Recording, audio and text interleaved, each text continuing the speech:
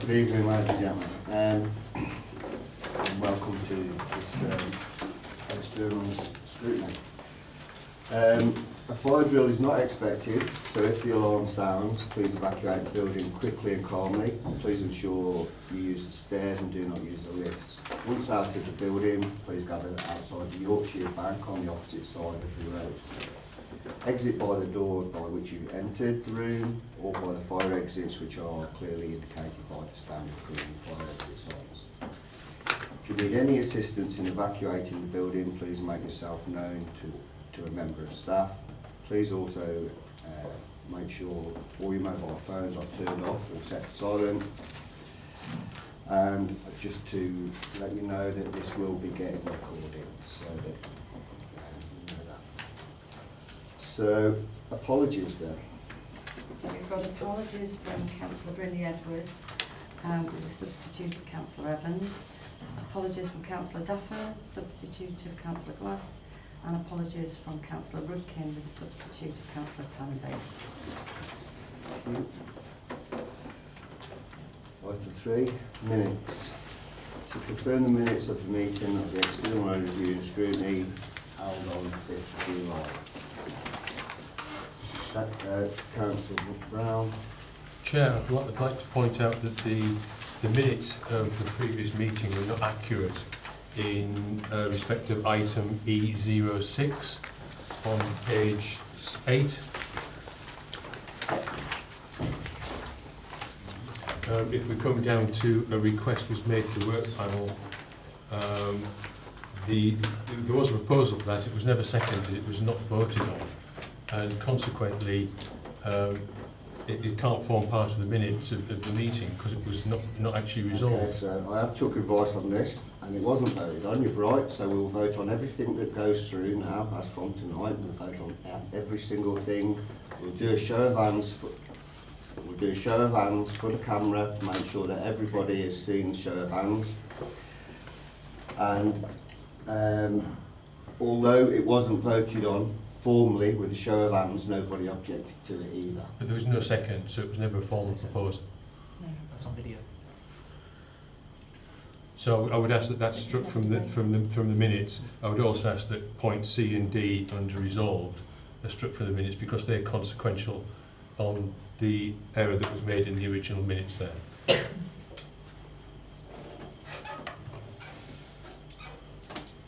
Because if we had something that was proposed, not seconded, not voted on, it doesn't comprise part of the minutes, and any consequential actions are invalid as a result. Councillor Tandy. Chair, I accept the points that have been raised, but I have heard about this and I seem to recall that you did say, as everyone agreed, you just didn't ask for a show of hands. I believe that is the case, Chair. I accept what you're saying and that in future there will be a show of hands on every single vote. But if that's how it has to be, that's how it has to be. It's never been like that in the past. Chair, I would respectfully ask then that as we're in a situation where we have a clear error in the minutes, that we had a proposal, it wasn't seconded, it wasn't voted on, that we take a vote on whether this should now be struck from the minutes. Councillor Concord, are you incorrect? I did indicate, can I suggest a compromise is that we minutes that it was discussed but not voted on, because then that clearly says what happened without any prejudice.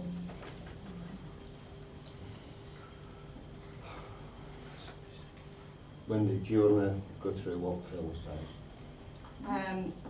As I say, in the past, not every item that has gone through has been formally voted upon.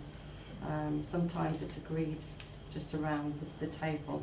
But going forward, if you prefer that every item is clearly seconded and voted on, then you can do that. In this case, it wasn't seconded or voted on.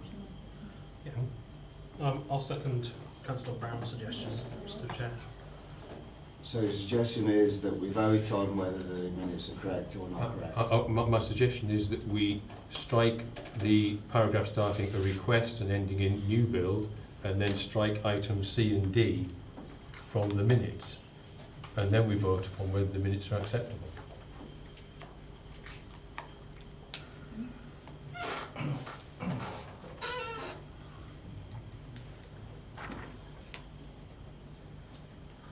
We strike from new build. You know, from a request, the paragraph that commences a request ends new build.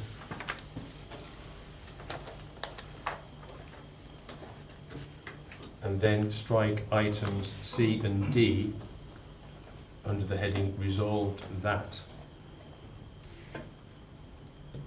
Well, it's been proposed and seconded, so we've got to vote on it. So all those in favour for Councillor Brown's suggestion?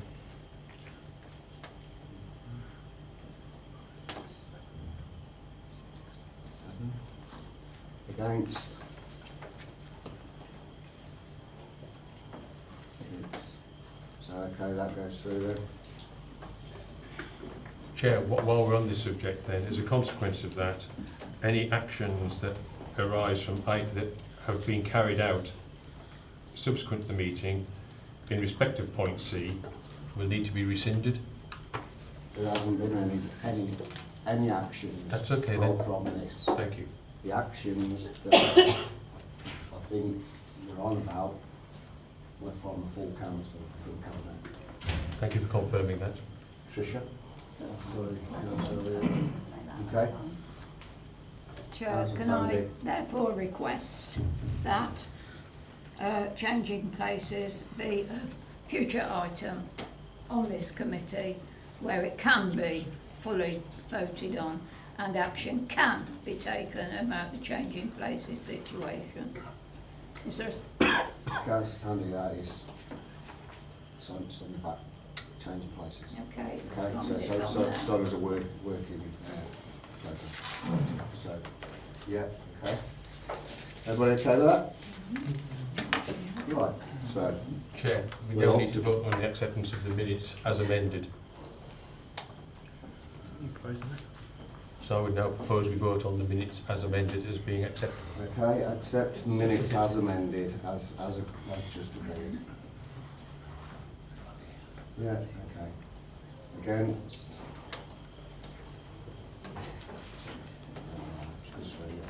Okay, so many no, and then also on the okay?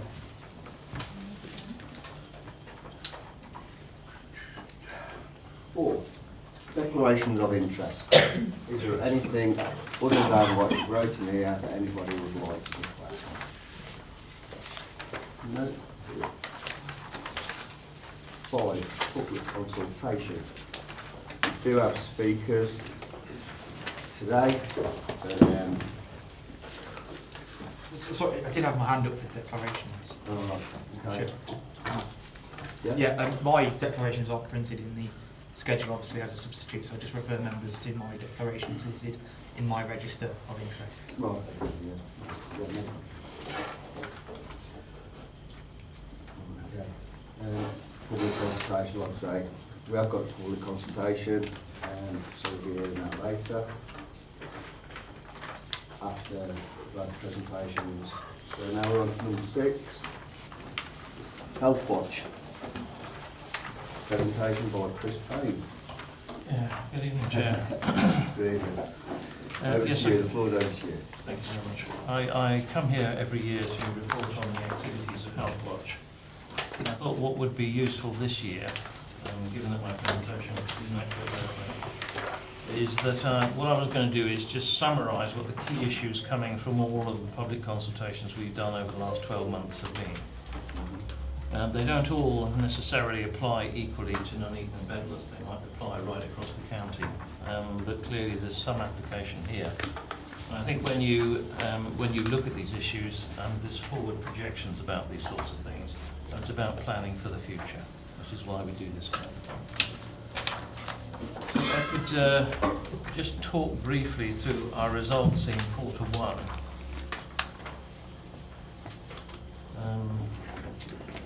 Let me just get a seat. Yes. What was interesting about these results from quarter 1, we engaged with 2,195 people in quarter 1. and that is more than in the whole of 2017-18.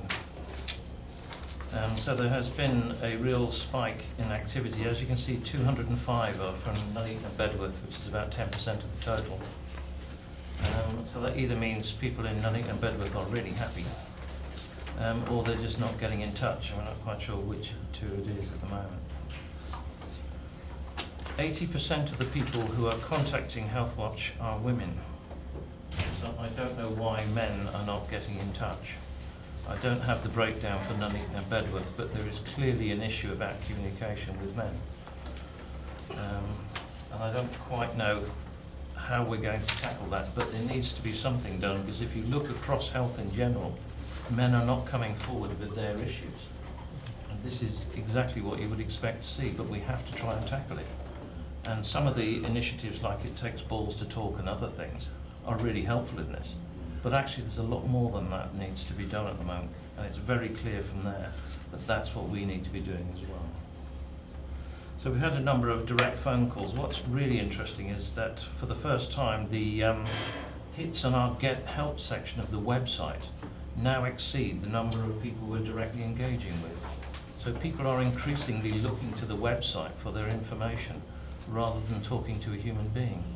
And I think that's a really dramatic shift, because this time last year we were getting about 400 people a quarter going onto our website to get their information.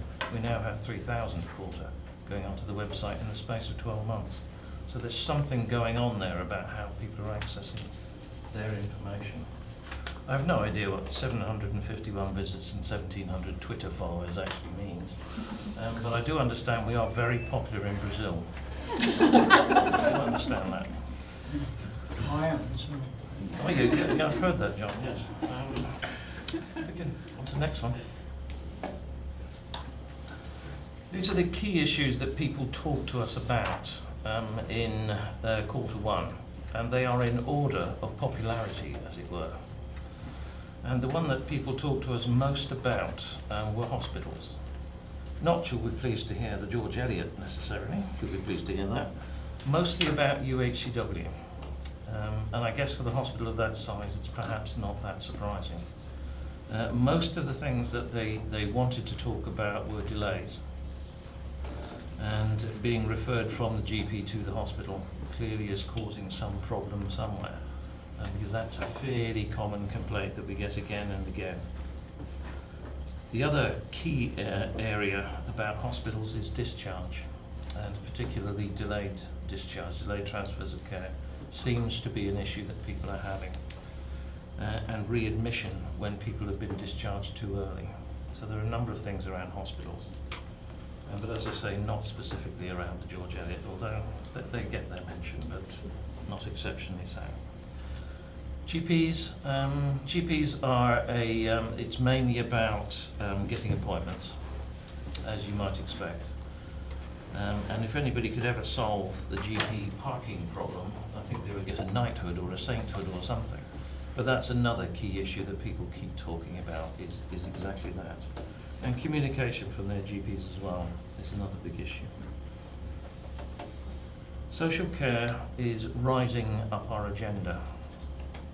It is becoming, there are almost as many social care queries now as there are healthcare queries. And that is a real shift.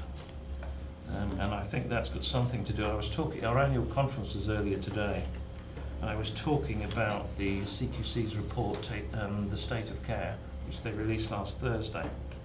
And that talks about the decline in spending on adult social care. And I think we're now beginning to see that reflected in the concerns around social care.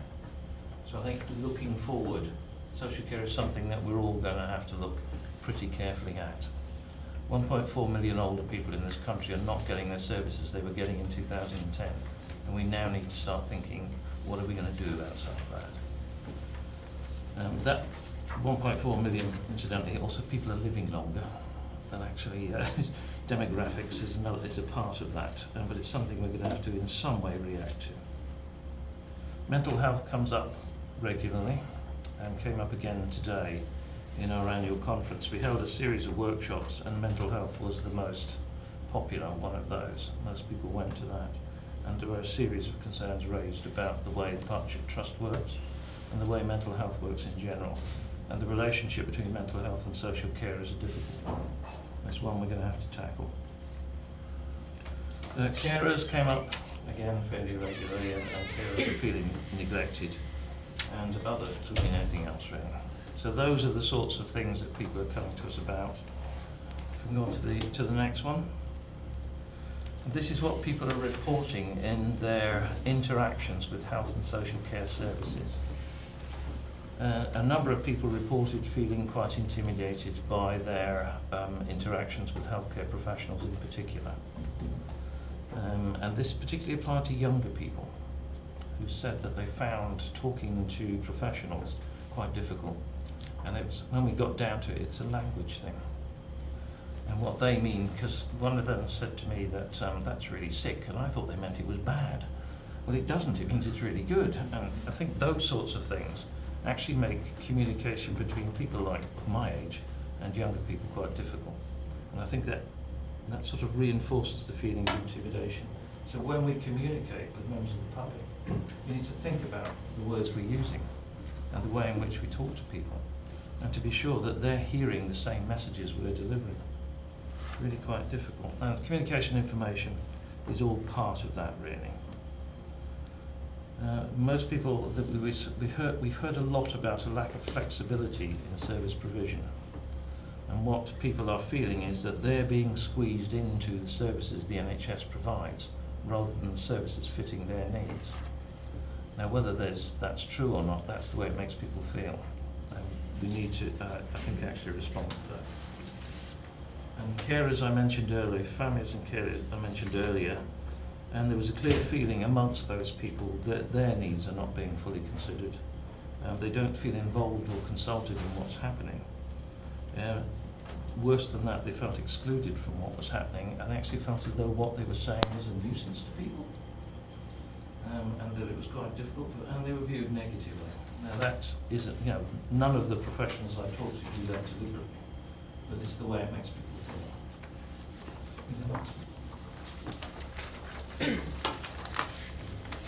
Social care was generally viewed negatively, and I think some of the press that social care has received has added to that perception. I don't think it's a fair perception. I think social care in Warwickshire is generally pretty good. I think they work pretty hard, but it's viewed negatively. So there is something there, and people saying they're not seen as a whole person, but rather as a collection of symptoms, as one of them described themselves. So I think there are issues there about perception. And these last couple of points about emotional frailty and exhaustion, people say they feel as though, particularly carers, feel as though they're battling the system. By the time they get to sit down in front of a professional, they're really tired. They're emotionally tired and they're physically tired, so that when they're having those sorts of discussions, they're exhausted before they start. And that's the way they're reporting feeling. And the final one about variable practice, that's always been the same. It depends who you talk to and on what day you talk to them, what kind of service you get. It was interesting, the CQC report from last week said that our thinking needs to move on from the postcode lottery where it's been for the last 10 years. And they're saying that now the quality of care is directly linked to the way in which services are integrated. So now what they're talking about, Ian Trenholm, the Chief Executive, is talking about, is a lottery of integration. They're saying that's what's impacting on us all. So it's about all of the parts of the system talking to each other and improving the quality of care on that basis.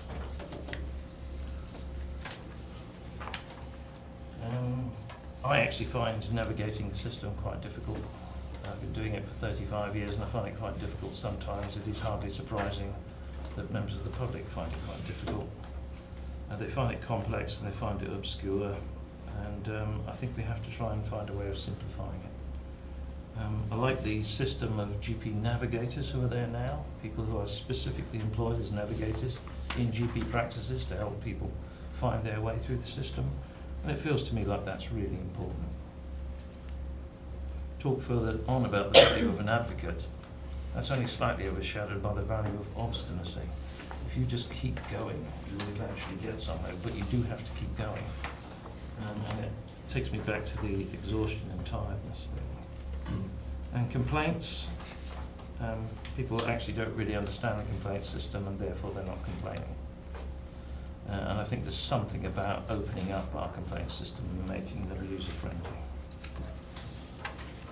So that's the sorts of feedback that we've had over the last 12 months. It's set against the context of that, in general, services in Warwickshire are pretty good. They're better than average across the country. The integration is better, the social care is better, and the healthcare is better than in most places. But there are clearly still these issues that all of us collectively need to work on. We're doing a few things in Q2 to try and to work through some of these things. The Rights Access project is one we're actually pretty excited about. And what that is, it's talking to homeless people in the first instance to talk about their rights to access care under the NHS Constitution and the Human Rights Act. But we will be extending it beyond that to secondary care in due course. And what we're going to do is to talk to homeless people about their rights and talk to the people who treat homeless people about what the rights are, so that when they talk together they've got the same language. And we've produced a little pass card which tells you what your rights are. And you just hand the pass card over. If English isn't your first language, you hand the pass card over and say, these are my rights and I'm looking for treatment. We'll see how that works out. That's going to run over the next 12 months. And we've got a very busy programme of enter and view visits, mostly to care homes at the moment. We've visited every GP practice in Warwickshire now. And I don't think we'll be going back very quickly because most of them are pretty good. Most of them all like. But we will be going on to care homes and we will be going to hospitals, I'm afraid, very shortly. But we will, by and large, our visits to care homes are unannounced. We will just turn up on the day. And we have a statutory right to enter, so they can't stop us going in. Tougher can hospitals, by the way. They can't stop us going in either. But we will, by and large, negotiate with the hospital first before we do that sort of thing.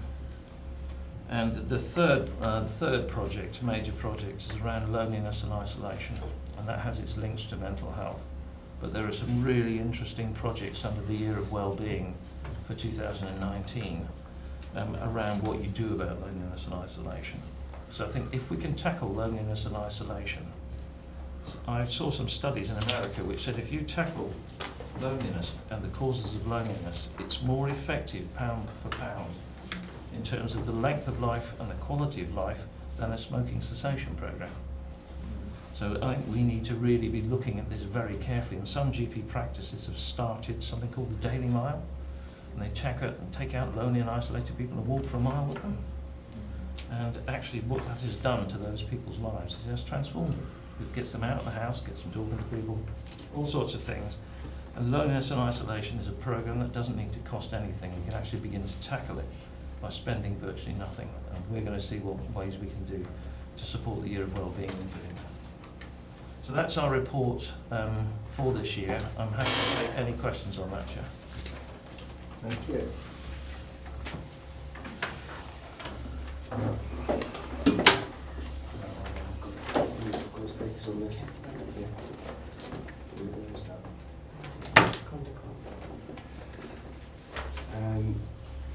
So, take speakers on this now.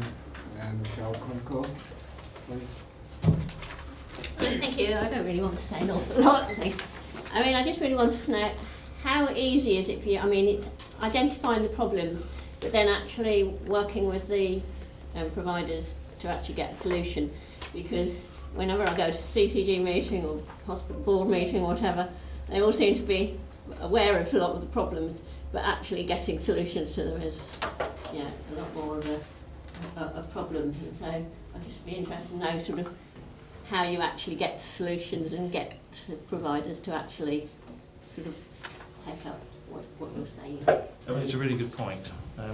What you tend to find when you talk about integration and working together is that everybody is very, very keen on it, right up to the point where they have to share a budget. And then it all begins to get a bit more difficult. But what I have found in Warwickshire is that the providers that I talk to are receptive to these kind of messages. and they're actually working with us now to see if they can actually do something. Very small, practical things that we can do that cost virtually nothing. So we're going to be talking to George Eliot. Well, I haven't talked to you about this yet, but I will be doing, about a daily mile at the George Eliot for the staff, for example, because an acute environment is a very stressful environment, and getting people out of there just for half an hour to walk for a mile could make all the difference to somebody's day. That's the sort of thing that we want to do in very low level, very simple, but it helps people in practical ways. And so far I've had very good reception from providers. It's rather more difficult for commissioners, I have to say, but from providers it's actually been pretty good so far. Councillor Bramwell. Chris, you described visiting every GP practice, and you said they're all pretty good. Yeah. Well, not all of them. Well, I've said they're pretty good. I'm on the patient group forum at the Eliot. We meet at the Eliot, and I would say the performance of GPs as far as patient participation groups are concerned has been very, very patchy. And the difficulty is that apparently GPs have a statutory duty to have a patient group, but they don't necessarily carry it through. And softly, softly seems to be the answer. And the hope is that over time GPs will improve. You mentioned navigators in GP practices. I've never met one yet. And I'm wondering if the performance is better in the south than in the north. Because as I understand it, in the south, doctors are part of a federation, and that federation reinforces and strengthens their services to patients. And in the north, that doesn't exist. And in fact, there are two sets of doctors attached to the clinical commissioning group in the north. And, well, there's two sets, and they perform totally differently and away from each other. So I do find that the future for the north is significantly different from that for the south. I think there was an issue when they first started out on the route of having patient participation groups. They would have been better talking to people about the benefits of having one, an effective one in your practice, rather than saying you must have one. Because if you say you must have one, then people are going to tick a box that says PPG. Where it's been really successful is you do a much more detailed discussion with people about the advantages of having an effective PPG in your practice, about how you can improve your service to people, about how you can make it more cost effective. There are all sorts of things that really good PPG can add to a GP practice. But instead of selling that, what we said to them was you must have one. And they're now ticking boxes and saying it. And some have got virtual ones. They haven't even got ones that meet physically. They've got virtual ones because that meets the need. I am a PPG group. Yeah, the entire one, are you? Yeah. I stand alone, yes. So what I've been trying to do, I've been going around visiting PPGs, picking up the best practice from each of them. I think I've visited 38 now in the county. Picking up the best practice from each of them, and we're now talking to the GPs about this is what the PPGs are adding in other places. Yeah. You could have this for nothing, because people give their time, experience and expertise for nothing. You could actually be getting all of that in your practice and improving what you do. Now, if we can't sell that, then I don't know what we do. Then we have to bang a few heads together. Well, I understand doctors are given money to run it. And I don't know what they spend it on, but they don't spend it on PPGs. So. Yeah, Anyway, I don't want to take too much time of the meeting up, but it's a really important point. Yes. It's a really important point, and it is better. You're right to an extent. It is better in terms of PPGs in the south, and to a lesser extent in rugby than it is in the north. But I think it will come in time. I'm convinced it will come in time. So, Councillor Walmsley.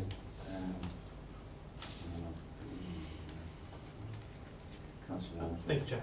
One of the things I found quite interesting, actually we were talking about one of the penultimate slides, was navigating the system. And I think this is a really important thing. And I wonder how we can improve it in Warwickshire, because I know from personal experience, okay, anecdotally, but there are various things where you can have referrals, where you can pick where you're referred. I had a knee injury many years ago and was referred somewhere closer to work, so I could go to appointments in the day, etc., at the hospital and physio. But then there are other things where you are referred and you're told, well, we have an agreement in place with this other GP, we do their flu jabs, they do some of our minor op, etc. And you have no right of referral. And so that very, very complicating, especially when you get delays and you're told over and over, you can only go to this place, that's it, you can only go to this place, that's it. So what can we do to make that system navigation easier? I know we've talked about the sort of pathfinders in the surgeries, but is there anything else we can do on that and communicating that to the public more clearly? You can refer people to our website. We're trying to get an increasingly sophisticated understanding of referral pathways in Warwickshire. The trouble is it changes all the time. Some of it depends on individuals and the way in which they interpret their duties. And that's part of the problem. But we're trying to get a clearer understanding of referral pathways and putting it in the information bit on our website so that people can access it in that way. And what we're going to try and do is to produce a flow chart, a flow diagram of if you get a problem, where do you go if it's an acute, where do you go if it's GP, those sorts of, and to see if we can follow it through in that way. The difficulty is that some of the legislation is actually quite complicated. You'll know this.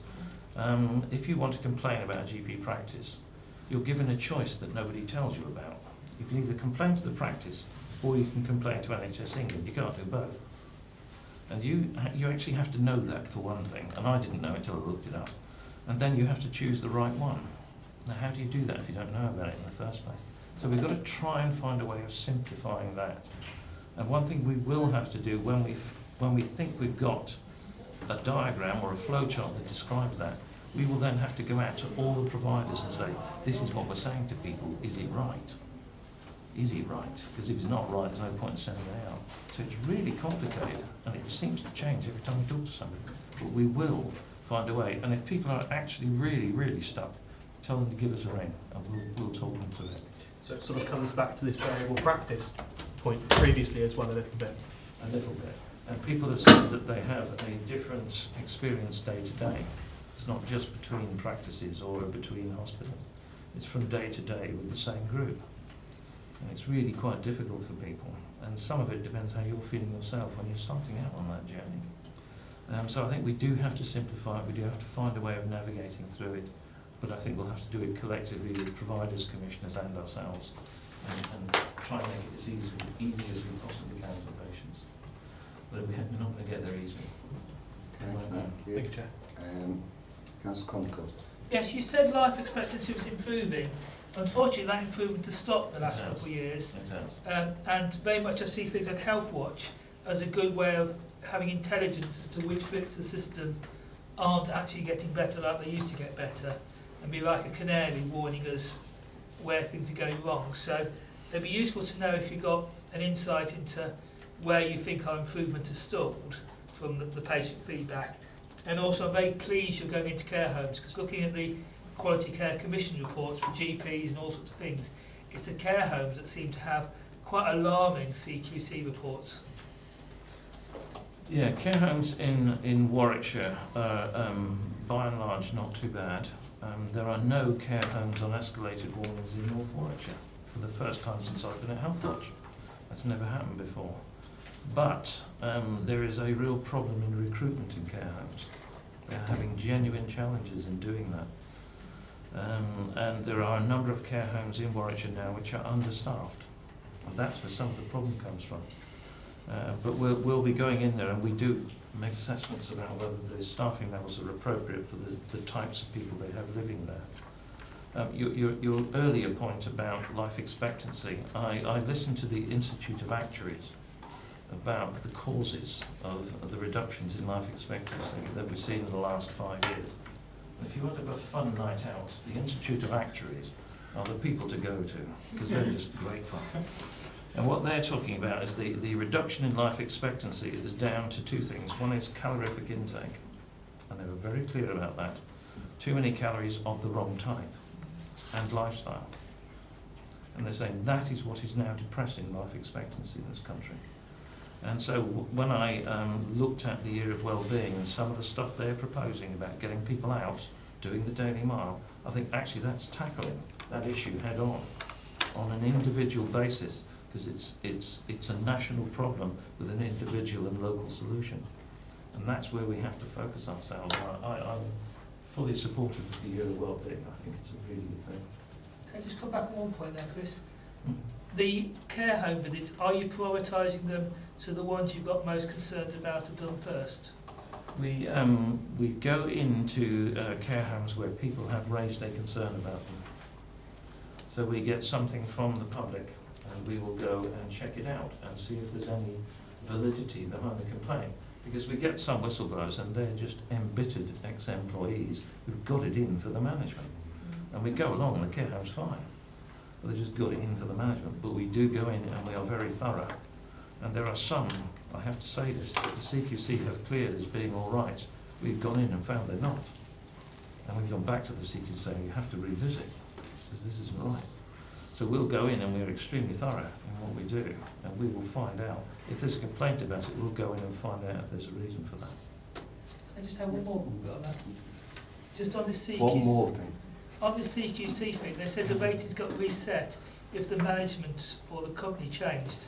So if you were Fred Blogg's care home and then you had a poor inspection result, you could actually change it to John Smith's care home and it looks like a different care home and then things got reset. Yeah, they were complaining about this in a meeting I was at the other day. There isn't much they can do about that. If you're a Fred Blogg's care home and you have a really poor CQC rating and say you close as Fred Blogg's care home and you open as John Smith care home, then you have a clean slate, you start again. With probably the same people. And that is a flaw in the system and one that needs to be dealt with. Well, that's with anything, that's not just care homes. No, it's not. Councillor Elliott. Thanks, Chair, and thanks, Chris. I learn a lot from you.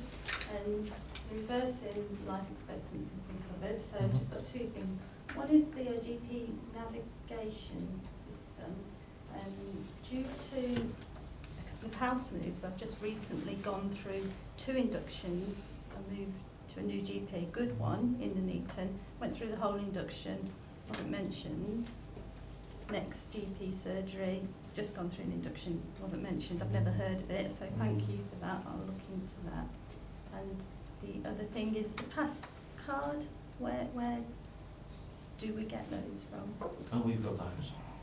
You've got those. Where do we get those from? Yeah, I mean, what we're looking at now is what areas we're going to roll it out in first. Because we only had 500 done because we wanted to see if it worked. Because what they've done in other areas, they've just given the card out and left it at that. And it's had no effect at all. And I'm not surprised it's had no effect. You have to tell people what it's for. And you have to tell providers to expect to see it.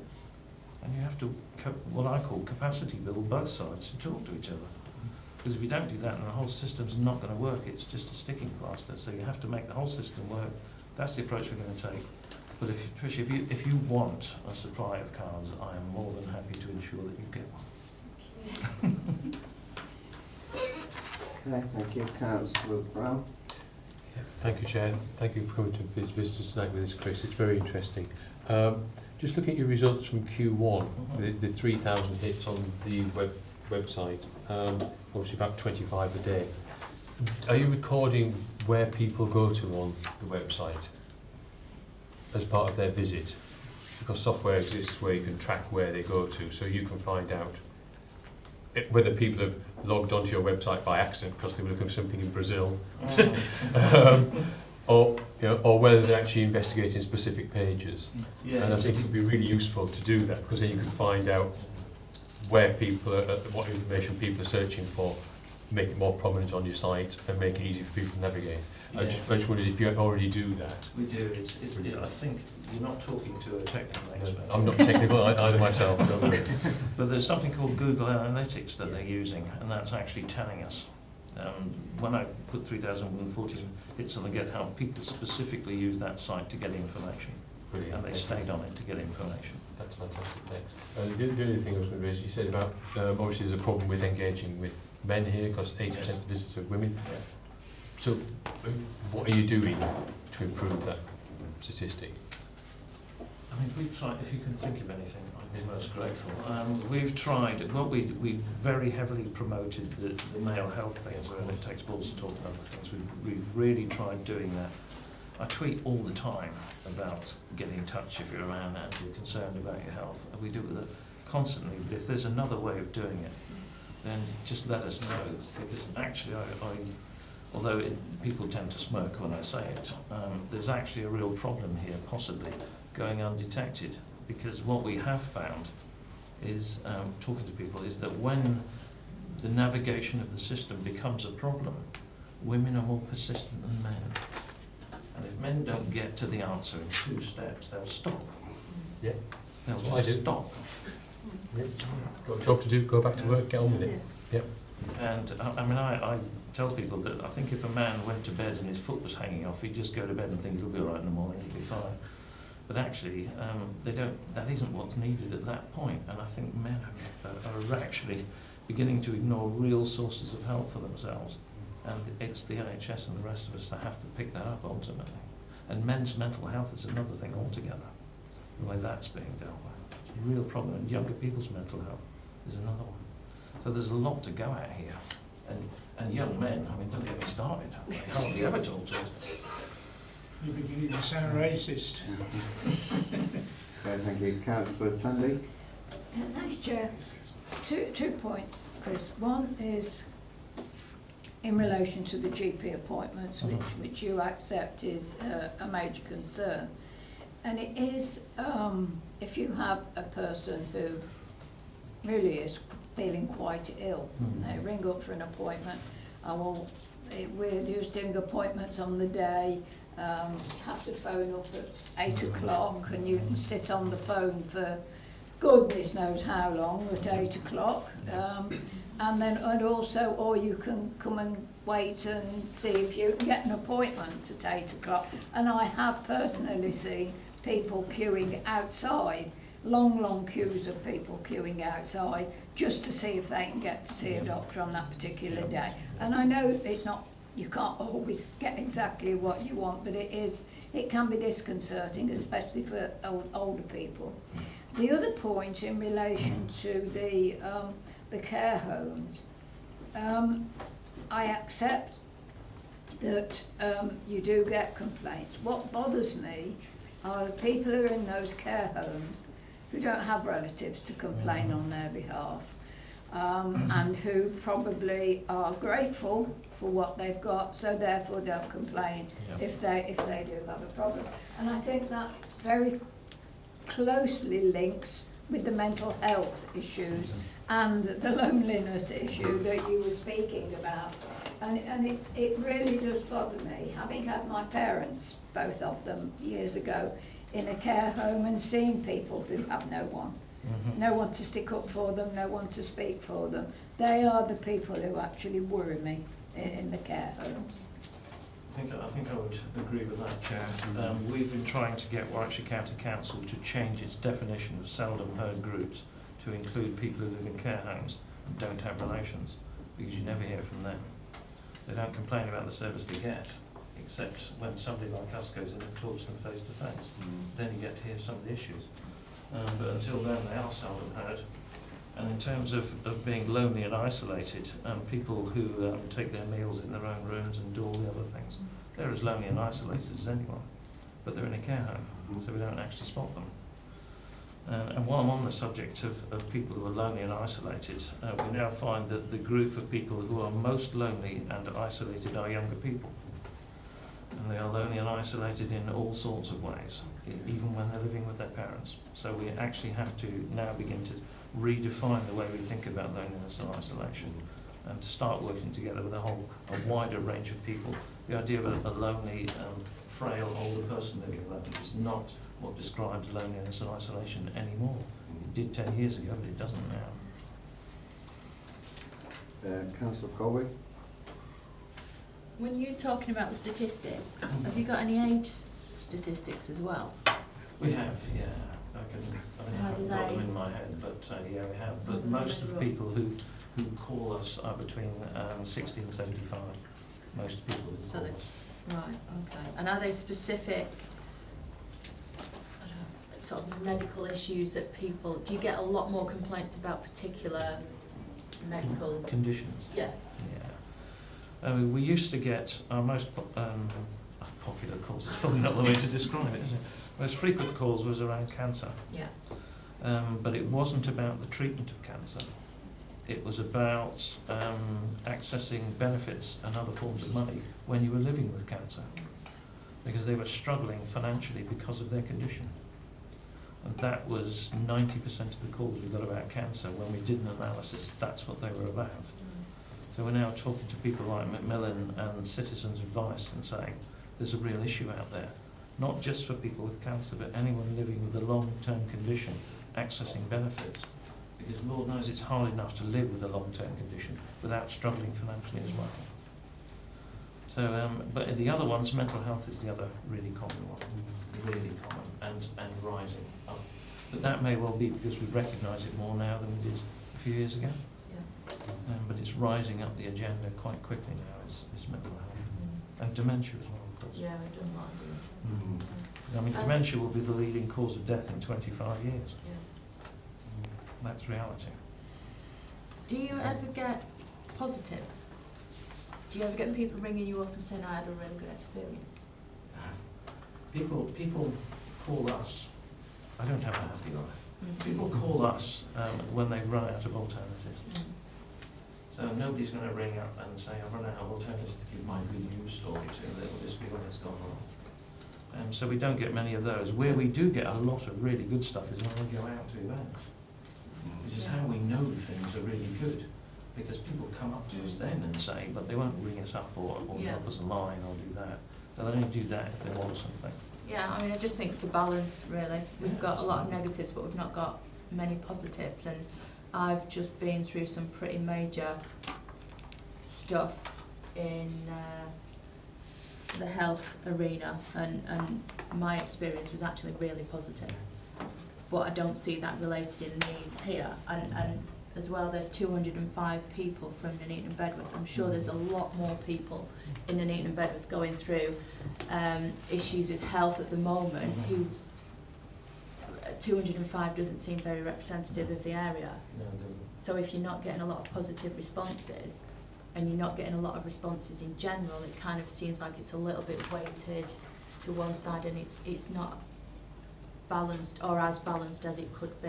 yeah, I mean, I've been careful to say all the way through this that generally services in Welsh are pretty good. Social care is pretty good, healthcare is pretty good, mental health's pretty good, that comes all of it. And people will only contact us if it's gone wrong. So inevitably that means that what we're saying is going to look a bit like this. Yeah. But if you want to see really good stuff, if you've been at our annual conference earlier today, there was a lot of really good stuff, really positive vibes about the place. And I think that's more representative of everyday experience. But I think if you're going to plan for the future, you have to listen to what people are saying. Oh yeah, without a doubt. And, Without a doubt. But when you're process. reflecting that Mm. to people, it's kind of a bit of balance as well. I think other people would have to give the balance because people with good news stories won't contact us. That's really Yeah, an issue. yeah. Okay, But I agree with you about the quality and services in the county is really good. thanks. Councillor Lorraine Nash. Coming to the bottom of what people talked about, and I'm sure you talk about this particular subject rather a lot, which is delayed discharges and bed blocking. And we do hear in other sort of healthcare counties and stuff about, you know, imaginative ways that they're trying to keep that from happening. And I know that a lot of that is a knock-on effect with social services and getting, you know, the nurses in, the occupational health and all that sort of thing. Just like to know what's happening about delays and with discharges, and are you thinking imaginatively in how to perhaps do, you know, when I worked at the Elliott, it was called hospital at home, and that kind of thing, you know, to try and prevent some elderly people really don't need to be in the hospital, and as soon as they come in, you know, the services are cut, and then you have to start from square one again to get the services back in. Yeah, well, they've developed a program called, as you've probably heard of, called Discharge to Assess. And what that is getting people out of hospital as quickly as possible so that they can be assessed as to their future needs when they're out of hospital. Because hospital's a really bad place to be, by and large, if you're ill. So you need to get them out as quick as you can. It's good for the hospitals and it's good for the patient if we do that. And I think the Discharge to Assess program needs to be strengthened, and we need to develop it, and we need to learn from what's happened with it so far. What we try to do is raise awareness of that, so that when people go into hospital, they can inquire about Discharge to Assess, and can I qualify for that, and how does it work, and what happens, and you have ward at home and other things that are happening. I think there are some really interesting stuff happening, and the delays that are happening, partly it's down to what the NHS does internally in its acute hospitals, and partly it's down to provision when you get home. But it's also down to accommodation being suitable for the people when they come out, because they go in with one set of abilities and they come out with another. And particularly if you've been in for a while, what did they say? If you've been in 10 days, you lose 10 years of muscle tone. If you've been in for 10 days. So you're different when you come out. And is your home, the one you left, still suitable when you go home? So there's a lot of things here. So it's housing, it's all kinds of things in there. And patient transport is really important in this regard. Because people being stuck in their own home when they've been discharged will be back in quickly. If they're out and about and engaging and talking to people, then it will be different. So there's an awful lot happening. And I think we're doing our bit to make sure that patients know about all of the things that are happening. Okay. I've got a few things to go over. The men not engaging was one of them, but that's been covered. So the discharge protocol, been on our work programme now for years. I don't actually agree with you that it's good to get them out quickly, because I see an ambulance go down our street every day, and I'm sure it's going to the same property to take the same person into hospital. And we're still trying to get this discharge protocol from Elliot, and that is on our work programme, so we'll cover that somewhere else. But I do think that it's really important that we sort out the person going out their needs are met, because otherwise forward pay back in, and it's no good for anybody. It's just waste. It might look good on the stats saying that the bed's empty, but it's not good because they're back in. The GP booking, yeah, nightmare. It's quicker for me to walk up to our doctors and rather than stay on. But what do they do? What do the GPs do about promoting booking yourself online? Because it's like pulling needles when you ask for a booking online form. Is that they don't want you to do it. The password is almost impossible to remember because you have to put so many different things into it. So how do they promote that you can actually book your own appointment online? I'll just go through these list of things. Yeah. You probably won't remember them all and probably can't remember, won't answer them all, but these are just what I've picked up from your presentation. The language, you're right. Younger people, they do talk a different language. And they are also isolated in their bedrooms on the PlayStations and killing people and what have you and things like that. So it's going to be a real problem in the future, I think. On your care homes, that was interesting. And I suppose one thing that sprung to mind there was our sheltered complexes, because we haven't got really wardens there now, where somebody would have, if you hadn't seen Mr. Smith in the communal area for a day or so, you'd gone and knocked on his door. 2 weeks later, he's still not there. How are you working with local authorities on that, or are you not? I don't know. But I think that sheltered complexes or ex-sheltered complexes, as you like, that could be something to target or look at.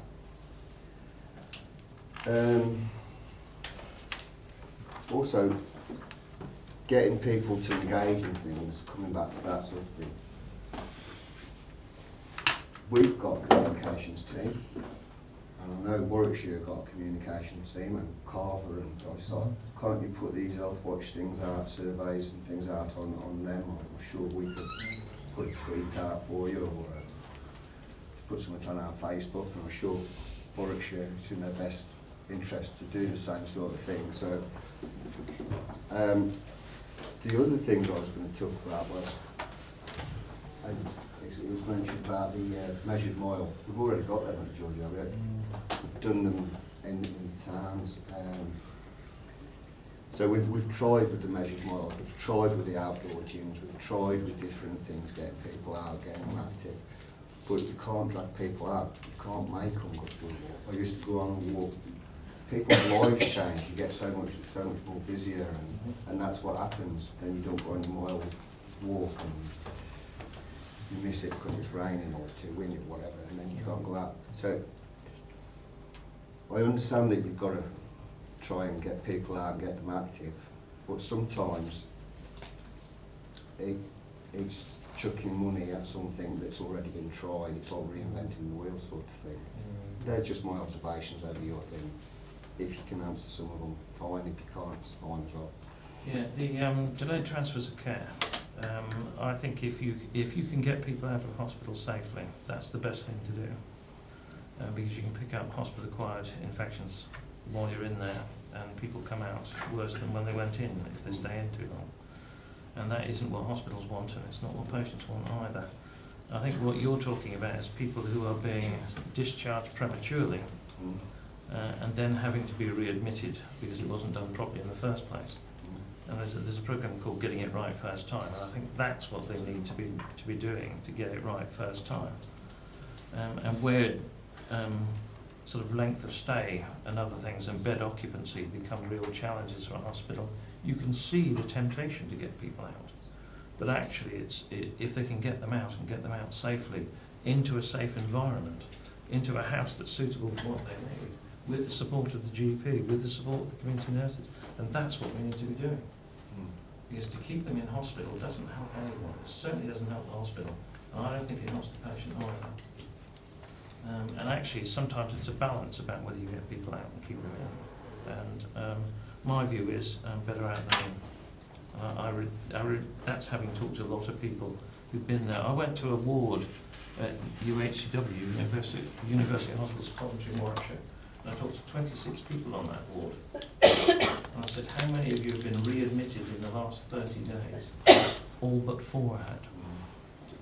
So 22 of them have been readmitted, having been discharged. So that's where, if you're under pressure, that's the sort of thing you tend to do. It's avoiding that. If they could have stayed out, that would be the best place for them. But you have to make sure the arrangements are in place to keep them out. So those sorts of readmission rates are the other side of this. So it's discharging people safely, and the discharge process has to happen from the minute they arrive in hospital. It should start and then culminate in the actual discharge at the end, when we're clear what their needs are and they've been properly assessed. Yeah, I agree with that. But it all depends on who you're talking to or who the hospital's talking to. So we've got art that do some adaptations, and then we've had people. The reason I say it is because we've had people, and the reason I started this years ago, discharge protocol, is because we've had people discharged to the town hall in 90s and whatever. And that's because the discharge protocol isn't there. So they can't follow anything because it's not there. And so... Is that recent? No, it's good. Well, like I say, this has been on for some years now. I've been a counsellor for 9 years, and I think I've been doing this for about 6 years, trying to get a discharge protocol. And if anything like that ever happened, just tell us about it. And we'll be there like a shot, but I can't imagine, to be honest, that happening. I've got to be honest. Certainly not for the people I've talked to. Young people in isolation, a lot of that, and there's a conference called about love in place of hate or something on Saturday in Leamington, and that's talking about cyberbullying as being one of the main causes of young people's isolation, because they confuse cyberbullying with not being able to go outside, because they're afraid of going outside because they're being cyberbullied, even though the person cyberbullying them might live in America. They still feel threatened when they go outside now. Sheltered housing, you talked about that. That's actually outside the Health Watch remit. We're not really supposed to do that. I suppose we could do it, but we're not really supposed to do it. But actually, it would be something I'd be quite interested in doing. So, GP appointments, GPs set up their own systems. There's no centralised system for it. There was choose and book for a while, but I'm not sure they all follow that. So there's all kinds of issues about GP appointments, and I think the federated approach that South Warwickshire is taking is the way to deal with that. So we need a federated approach in the north as well, so that GPs can agree with each other what's the best way of doing it. Because the problem does seem to be worse in the north than the south, I have to say. And comms teams, we already do it. We already pass our social media stuff through the County Council's comms team, and they're telling us they distribute it pretty widely. If you haven't seen it, no, they do some. I was just on about using ours and cars and things. Just get the word out there. Very happy to do that, because there are challenges everywhere. No, okay, thank you. Thank you for that. Excellent presentation, and go on with your challenges. Right, so Thank you for your time. yeah, thank you. Right, move on now to number 7, children and adolescent mental health services. Who's doing that? Is that you? Right, okay, over to you then.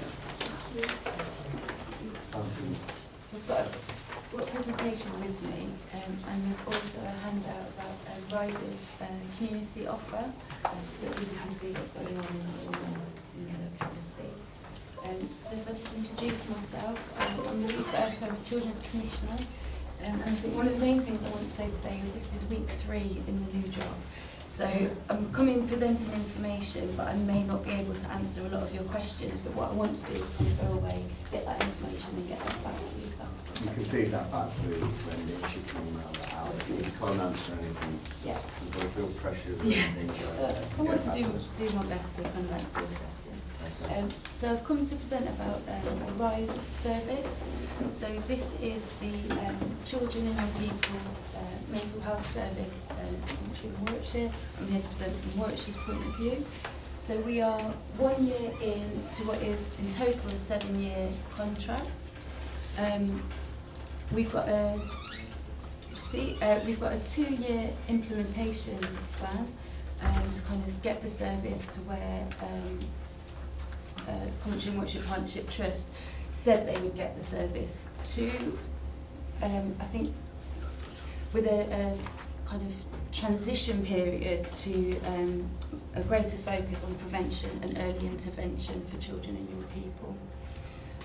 So the new service, the service specification and the outcomes that we wanted for the service were co-produced with children and young people, parents and carers and other stakeholders around the county. We had an organisation called Young Minds come in to lead on that consultation so that it was slightly independent to the local authority or to help as well. Go on to the next slide, thank you. So the overall aims of the service is to have, like I said, an increased emphasis on prevention and early intervention, to have a single seamless service and to get away from having tiers, so you're going in tier 1 or tier 2, and to try and break down those difficult transition points. So if your needs escalate and you need to go from tier 1 to tier 3, I think the feedback that we were getting was that was taking a lot of time and it was a very confusing system, so we want to try and get away from that really. We want more integrated working, so these things don't occur in isolation. There are social care issues, there are education issues, as well as health issues that surround young people. So we want to have a kind of whole system approach. Part of that as well is supporting the whole family, not just the child. We want to have a focus on where there are complex issues around children and where we've got some of our most vulnerable children and young people as well. And there are different vulnerabilities as well. So we want vulnerable children to be wider than how some people have envisaged it in terms of just our looked after population. We've got young people who are involved with youth justice. We've got young people who have special educational needs and disabilities. We feel they're vulnerable as well. So I think the aim of the service is to help that resilience and that bounce back ability, if that's a word. And I suppose the aim is to make getting help easier. I think following on from what Health Watch has said, listening to families and children and other professionals, I think it can be really, really difficult to navigate the system as well as get into the system to start with. So we want a real focus on making it easier for people to get into the system. This service also goes from 0 to 25. Traditional children's services go to 0 to 18. And then what we were finding and what people were feeding back was you were going off a cliff edge at 18. And what we wanted to do is have a longer approach to kind of bridge those difficult transition periods. And then what we wanted was for the provider, the service, to go that extra mile to reach those people who need them the most. I think, again, building on what Health Watch was saying, feeding back from what other people were saying to us as well, was that people had to fit into very specific time slots and things like that, and we wanted to kind of change that. So that's what the aims were. The model that is there now, so we've got a single point of entry, which we call the navigation hub. That's open from 8 a.m. in the morning till 6 p.m. in the evening to try and offer be open longer so people can reach us. It's called a digital offer, so there's a website. On the website there's information advice, there's videos, there's information about what the community offer is as well. And that goes on to our community offer. So Rise are offering, or starting to offer, more drop-ins, more group work intervention and more outreach work in the communities. I think I'll come on to this later, that this is kind of starting small and starting slowly, but now we're a year in as a commissioner, I want a real push on this is what we want for early intervention, and a real push on kind of the more community stuff. So there's clinical oversight of the pathways from specialist early help as well. And I suppose what we were looking at as well is, in the final bit, was a specialist multidisciplinary team, but also with the community hubs, is there might be slightly different needs in different communities. So we wanted those community hubs to reflect the communities that they're in, the different voluntary services that are around, the different youth groups that are around, if there are any, so that the support that's getting is more kind of multi-agency, more rounded and more specialist for the areas. Next slide. So the 2-year implementation plan. The milestones that are on track at the moment are that we've got 2 hubs open already, one in Atherstone, one in Stratford. So there are link workers in each of the hubs, and there are drop-ins and group work sessions in each of the hubs. The navigation hub is up and operational.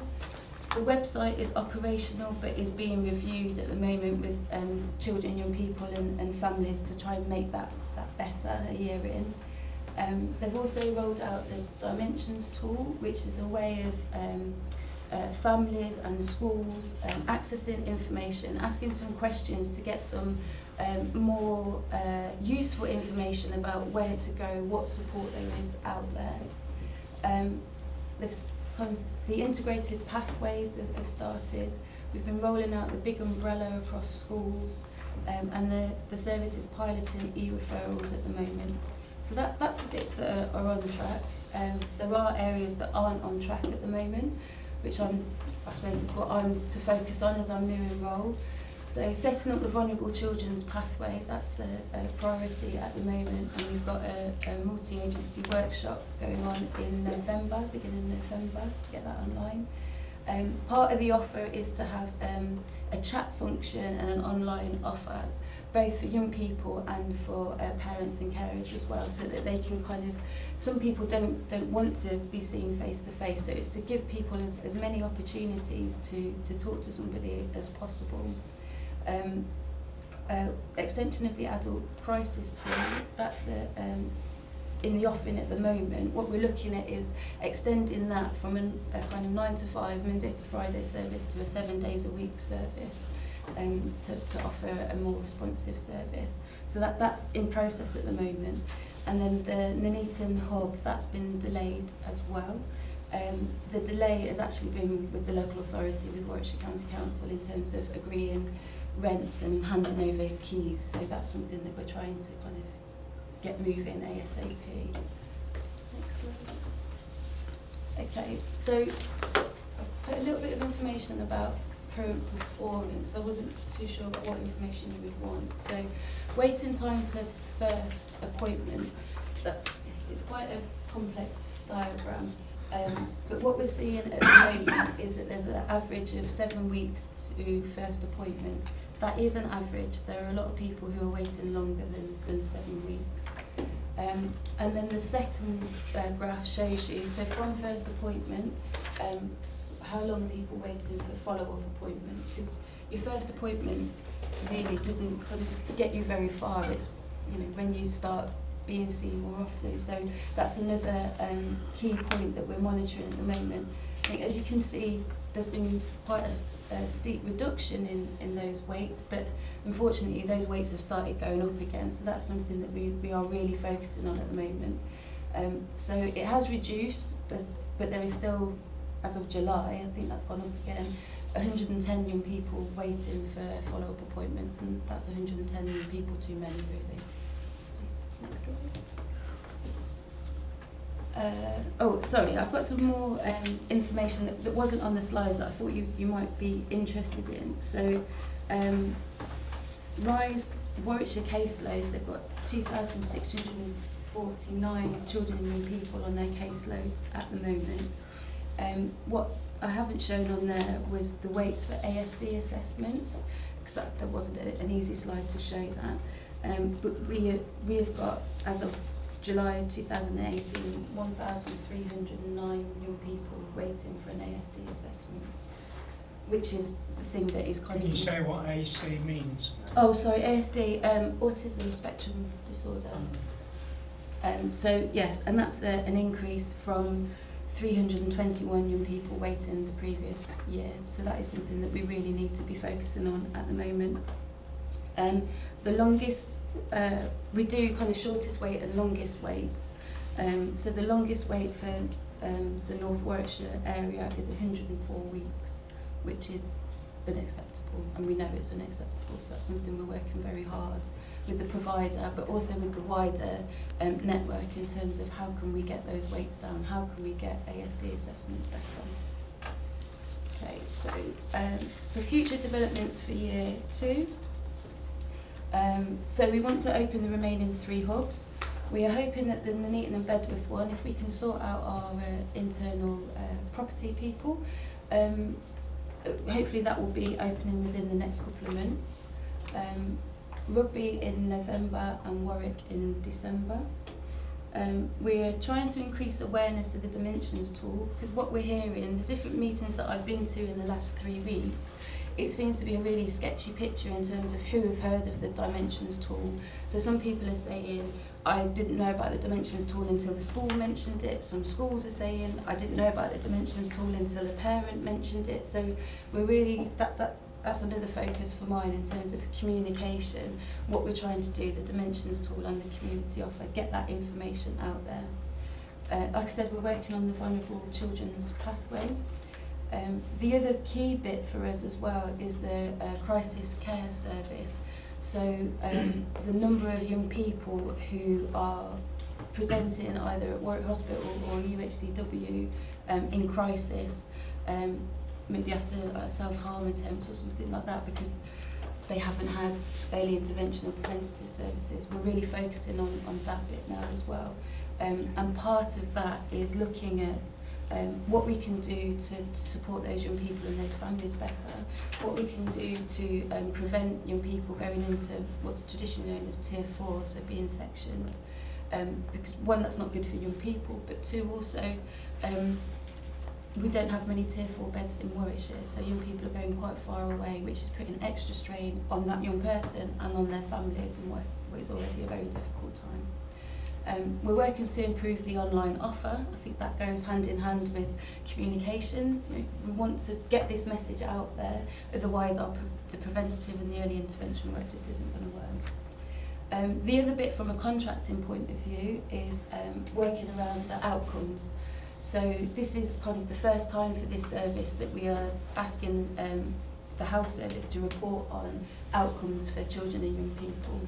So we've kind of been helping them get up to speed and look at how are they going to report on outcomes. That's the work that's been going on for the first year, as I understand it. And then for this year, we're looking at baselining the outcomes so that then we can set some really rigorous targets for the following years in the contract that we can monitor them against. And then my final slide is just to give you a bit more information about the children in crisis work that we're doing. So as I said, we're looking to the two pieces of work that's going on at the moment. One is around the acute liaison team and extending that. The other is we're talking to NHS England about is there a better way that we can organise children in crisis work. Can we have more money from NHS England to do stuff more locally and more responsive and possibly into people's homes, so there's a more community offer to stop young people going away into tier 4 beds that are far away from home. So that's some of the work that's kind of going on as we speak. Okay, thank you.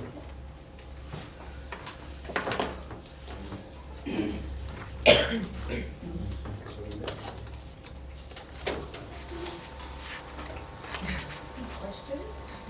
Comments? I could give you 3 hours of questions. Obviously, my daughter is on So, we've got some speakers. Do you want to come to the table, please? I won't bore you too much. But obviously, mine is, my daughter is on a tier 4 bed and has been for 16 months. It took 19 attempts for, we were in crisis. Mm-hmm. So 19 visits to UHCW to actually get her the help she needed. Right. And I mean, she was putting knives to her throat. I'd wake up in the middle of the night and there she was over me with a knife. So yeah, there needs to be more help and crisis help for young children. Yeah. That's number one. As for where she is, my daughter's actually in Manchester. Yeah. It's ripping my family apart. Yeah. I'm absolutely mentally and physically knackered myself. I do lean on Claire because I have no support, and as that bloke said about isolation, I'm very isolated. I also, these are quite personal things for me, and it's quite hard to talk about it, but my daughter actually sexually abused and raped my son on home leave when I begged social services for overnight carers. And now my son's left traumatised. I've contacted Rosa, Safeline, and my son's not even getting any help. He is autistic, he's got ADHD, he's got a rare genetic condition. He's actually the first one in the UK with it. And I'm still not getting no help. In the process, he's broken his hand for having meltdowns, he's smashed my house up, and I'm at wit's end. Don't know what to do. I've got no support. I've only just got a SEND social worker.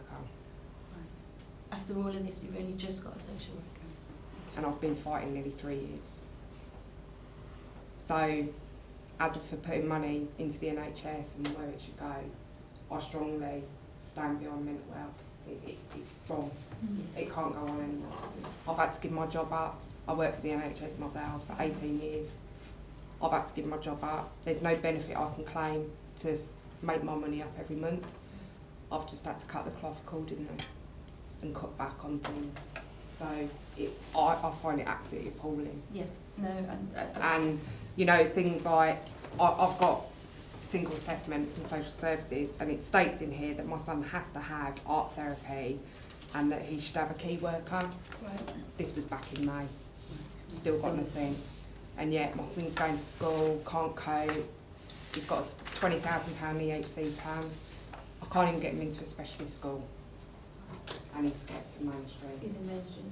He can't cope. I have to take him horse therapy every week and horse riding to try and lower his needs and everything else. So I facilitate everything for my kids. And I've got 4 children, 3 are got severe mental health and ASD and all sorts of things. But as I say, Claire's been my shoulder to cry on when even something so simple like a blue badge, you can't get it. Right, thank you. So That might change soon. I have read, but I could sit here for hours, but obviously you only get 3 minutes to say a bit, but thank you ever so much for listening. No, thank you. No, thank you. Hold on a minute. So, if anyone's got any points of clarification, you'd be happy to answer anything? Yeah. Okay. Yeah. Can I just say you do a brilliant job? Thank you. Would you be happy to have email addresses and Yeah, I didn't want to contact? say that then, I was going to try and get you at the end, but of course. So can you make sure you? See, I have spoken to like Marcus Jones, because obviously I know him quite well, and I said to him, you know, I get carer's allowance, that's all I get for myself as to compensate my wage, which was over £1,000 every month.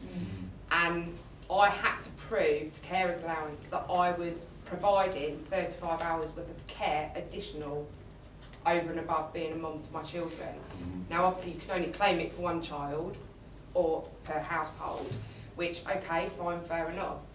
But when you actually break down 35 hours into £64 or whatever it is a week, I'm actually earning minimum wage. Do you know what I mean? It doesn't clarify for what I actually have to do.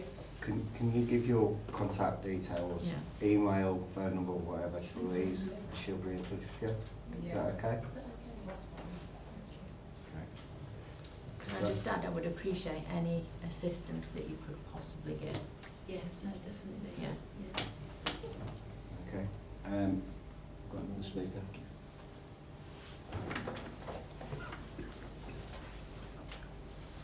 I'm glad that you brought up waiting times for neurodevelopment assessments, because it seems that with all of this change from CAMS to RISE, it doesn't seem to matter what you're going to call it, but neurodevelopment's been forgotten about. Right. All of these changes are going to help with the mental health issues like OCD, depression, bipolar, multiple things, but it's not doing anything to help for waiting lists for autism and ADHD assessments. Now I know from personal experience that while you're on that list, my eldest son is on about week 12 of what I'm told is currently around an 83-week wait. We were handed an A4 piece of paper with a list of websites giving us advice. We'd already been to those websites before we even had that piece of paper in our hands. There is nothing, no guidance, no support for parents or children while they are waiting on that list, and that needs to change. There's parenting courses available for children that have got a diagnosis of ASD. To get on that waiting list, it has to go through a panel. So obviously with the evidence that's there, the need is supported. Why aren't parents on that waiting list allowed to access that same course? Because we're winging it. Personally, we are very much winging it. My son's been hurt, I've been hurt. My youngest child has been hurt no end of times, and it needs to end. Something's got to change, and something's got to be done about the waiting times for ASD And referrals. one of the things that we want to do, so I've only been in post 3 weeks, but one of the early meetings that I've been to was talking about you shouldn't have to have a diagnosis to get support, because the needs are there, the needs are being, you're feeling the needs. So we need to get away from you have to wait 84 weeks to get a diagnosis and then you get support. So that was one of the things that we spoke about. But will it change though? Speaking about it isn't actually making any changes, and there's hundreds of families in this town alone that are on that waiting list, and we know they're on that waiting list because of an amazing little group called Square Peg. Those ladies can't keep running that group by themselves while they're trying to fight for the same services. Something's got to give. Yeah. It can't all be just on mental health. ASD and ADHD needs to be remembered. Definitely, and that is a priority. As I said, that's why I kind of raised, there wasn't a slide on the waiting list, but that is something that we are focusing on really keenly at the moment, because it isn't good enough to do that. Thank you for sharing. Thank you. Any points of clarification? Yeah. Thank you, Chair. You've mentioned about there being that. Sorry, that points of I'm sorry. clarification. My apologies. No. Jumping the gun. Again, do you want contact information? Yes, please. Yeah? Is that okay? Sort that out. Michelle? Thank you. Well, some of the bits have already been covered by the previous two speakers and things. And I mean, I'm not holding you personally responsible and things, but obviously you're only a cog, you know, a small cog in the whole system and things. But what can we, as members of the public or whatever, actually do to try and sort of where do we need to be putting pressure on? Because obviously these waiting times are ridiculous, and for those people, you know, they're really suffering and things. And things like, you know, yes, you don't want to have too many people going into tier 4, but if they need that care, you know, end of, and you know, sending them 100 miles away or whatever and things. I actually got friends who were living in Scotland and, you know, up near Aberdeen, and, you know, their daughter spent 3 months in Edinburgh, and it's really hard on the whole family. You know, it actually makes mental health issues spread, you know, to the other siblings, the parents and what have you. So how do we actually get, because it's not just money, is it? Because we haven't even got, you know, if you were given a load more money, you haven't got the trained staff.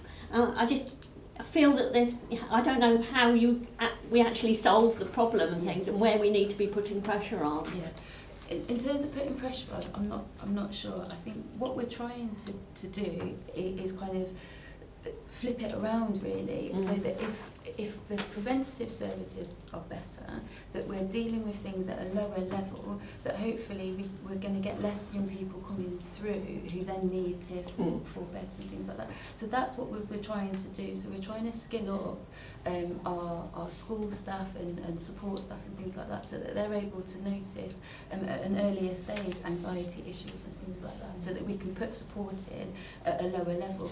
Unfortunately, there are always going to be people that require inpatient services, and what we're trying to do and what we want to do is kind of get that money back from NHS England, so that we can do something more local, so that you know, it is going to be a strain, but hopefully by having young people close, it's less of a strain on the family for those who do still. Because it seems like those beds are absolutely needed, even if they're not occupied all the time, they need to be available, because when they're needed now, this instant. You know, it's not the case of, oh well, you need that hip hop or whatever things, we'll put you on the list and 3 months up the line, you know, we'll do it, because it is absolutely, you know, urgent. My second day, we had a meeting with NHS England, and we were saying that we want to change this, and as what NHS England was saying to us was they wanted to do it across the region, and what we were saying was, but our needs far outstrip the rest of the region, so we need to be focusing on this first. So yeah, we're really trying to kind of push that down. Okay, thank you. Right, floor's open. Go on, you first. Thanks, Chair. That you've mentioned about skilling up school staff. That's all well and good, but I think teachers are struggling with their workloads now. Yes, with their day job. So that's one issue. But in terms of all of the delays, how much is due to finance and how much is due to the lack of professional staff? I couldn't give you a definitive answer, but I know they're both hand in hand. So one of the first meetings I went to, we were saying that we could throw £1 million at the issue to clear the waiting list, but we'd turn around again and the waiting list would still be there, because there is that shortage of staff. I think when we talk to the Partnership Trust, they are struggling to fill certain, particularly specialist posts as well. I think one of the things that I was saying was about how flexible is the model, so you can move where there is demand, and their feedback to me was that their staff is so kind of, they're so short-staffed that they haven't got that flexibility at the moment, because they're unable to fill posts. So I think it's a national skills shortage, it's not just a local issue. Have they said what they're doing about it? Well, again, NHS England are aware that there's a skills shortage, and I think some of the money that we're bidding for is around what can we do to attract people into the profession, and then what are we offering them to train them up so that we get more specialist people coming in. Councillor Hamill. Louise, I was involved at the outset when consultation was taking place. This model was being developed. We visited many youth groups and so on, and the training within youth groups was deficient then, recognition and feedback, particularly for someone who had referred people into the mental health system. The thing that I think really disappoints me is that we're still in a position where the Tier 4 beds are high numbers, and clearly that blocks the system up, because those that are just coming into the system and need assessment and moving on don't get there in a hurry, because the knowledge of the consultants and the specialists are that there's no space at the top end of the system for a swift referral upwards. And it's only when your self-assessment, or when your early assessment and your development of hubs takes place, that the other alternative sorts of therapies at the preventative level come into existence, which help you manage your overall strategy of reducing that pressure. My question really is, you haven't been specific about what the problems with Nuneaton and Bedworth are. Are the other two, Rugby and Warwick, are they going to come on stream without any of the same issues? Yes. Because if we as a scrutiny panel could understand what the problem is in Nuneaton and Bedworth in establishing a hub, we could perhaps play a part in unblocking that and helping it get through, because it is the whole model here is through internet work and giving you a system which is supposed to avoid tiers, no tiers, and yet Tier 4 is blocked. So there is currently, and particularly locally, a failure at the moment which we may be able to do something about. We've identified the previous children's centre, Abbey Children's Centre, and there's an issue. We're having an internal dialogue around. Basically, it's around rent. We want it to be a kind of peppercorn rent, because we feel that we're taking money off one side of the system to give it to another. This is the actual children's centre that's being closed? Yeah. I see. So it's an empty building? I'm not sure if it's empty. Well, sorry, I'm not. I can assure you a lot of children's centres look empty. But, so that's the building that we're trying to use. So that's the bit that we're trying to unstick at the moment, is basically just getting the agreement to hand over the keys. So it's a Warwickshire County Council property. So it's Warwickshire County Council that are holding it up? Yeah. And that's why I'm being very clear. Sorry, it's a real I got the impression it was Nuneaton and Bedworth from the presentation. No, it's the County Council, sorry. Well, we've got county councillors on this panel, and I think it would be useful if they got pitching in there and sorted it out. I already have, thank you. What I did want to say is, even though the hub isn't open at the moment, Rise have got a community offer that they're running out of, sorry, just bear with me. They are running out of All Saints Chilvers Cotton Parish Hall, Cotton Parish Hall. So they are doing drop-ins there. They are doing one-to-one consultations, and they are doing coffee mornings. So there is a local presence. We just haven't got the hub open yet. So that they are trying to do. Well, it sounds as though the good message is it's sorted, and you'll soon have your hands on the keys. Okay. If I've got anything to do Can with we it, yes, just you will. stick to, and let's be a bit professional around here. Councillor Tandy. Thank you, Chair. I have to say, in the first instance, I really am upset, and I really don't believe that the people who've spoken this afternoon should have had to have come here to this meeting and say their piece and then be invited to give them their contact. Nothing, not your. I'm not going to go with you, Louise. And then basically be told, give Louise your contact details. It's quite sad to me that they've had to come here and do that, Chair, because the one question that I think I would want to ask Louise is how you get a child in the system in the first place. That is where, because it's okay having this document here telling us all about the things that parents can do, that they can go to, that they can be involved in, to understand how their child, why their child behaves the way they do, what can be done to help their child. But to me, it's about the child. It's not about the help that the parent can give the child. Obviously, part of it is, but it's actually how the child gets into the system to get the help that they need through whatever way. And you talk about putting in preventative services, all well and good, but what about the now? Yeah. What about the now, not the future? It's about what's happening now and what sort of support a parent is going to get when they have a bit of personal experience about this, when they are placed in the very, very difficult situations that have been described to us this afternoon.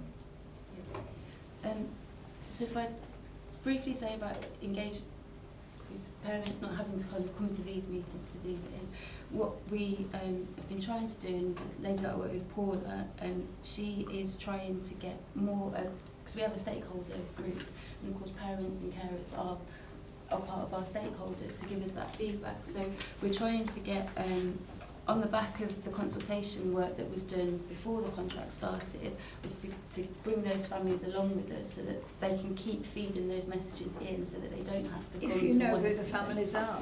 Yeah, but it's also about getting that message out there that we want to hear from families as well, and giving people as many different avenues to give their feedback as possible. Because some people will want to come to stakeholder groups, a lot of people won't. A lot of people will want to get in touch directly. So it's about kind of how do we make that accessible to them. In terms of getting into the service, the navigation hub is the single point of access, so anybody who requires a service can either ring up, or there's a referral form online to get into the service. But as you said, it's not simply, sorry, Louise, no. Sorry, Chair, not simply just by reporting it to social services that you have a problem. You've got to go on the internet and go into a navigation hub. It'll pick up the phone. There's a telephone number so you can speak to a person. You don't have to go through social care. You can go through social care. People do go through social care. People go through their GPs. What as about well. schools? And people go through schools. Okay. My personal experience doesn't follow that route, but never mind. We'll pick up that. Anyway. Yeah, but that's Okay. also why we're doing a 2-year implementation, because it's not just about that change to prevention. It's we've got to the meeting that I was in recently. It's this is what we need to maintain what we're doing at the moment, and this is what we need to do the preventative stuff as well. So it's kind of keeping an eye on both of them and not just focusing on the prevention. Okay. Councillor Elliott. Thanks, Chair. Welcome to Nuneaton and Bedworth. Thank you. I've got a survey here. My interest is around ASD, autism. But first of all, I just wanted to go back to you'd said that some people don't want to be seen face to face, they prefer an online chat. What's your evidence for that? Because that completely contradicts what young people say to me.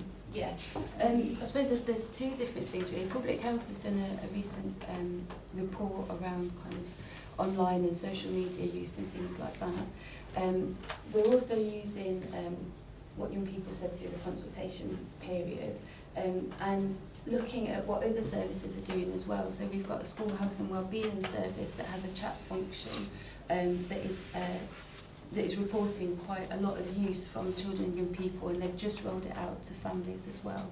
And it's not about that being the only way, it's about that being one of numerous ways of young people getting in touch. And I think one of the things that I'd said at a meeting is, you know, some of the things that we're worried about are our young people stuck in their bedrooms. You know, how are we encouraging them to come out of their bedrooms and talk to us, really?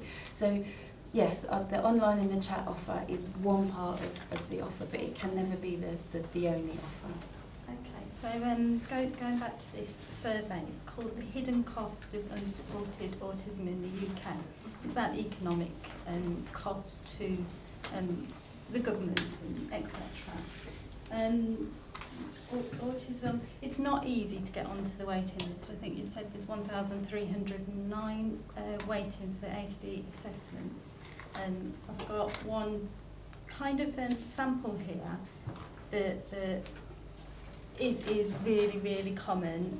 This is from a lady who works in a autism specialist school, so she knows her stuff. And she says she's been declined by CAMS twice now, and referred by a GP, referred by the school, rejected. That happens over and over again. They're not getting that first appointment. They're not getting onto the waiting list for the first appointment. And then she jumped through all the hoops. She went on this 10-week parenting course to improve her parenting skills, because it's not autism, it's parenting. And then got to the end of that and was told, oh, your child is 6, you do not qualify anymore for the family support worker.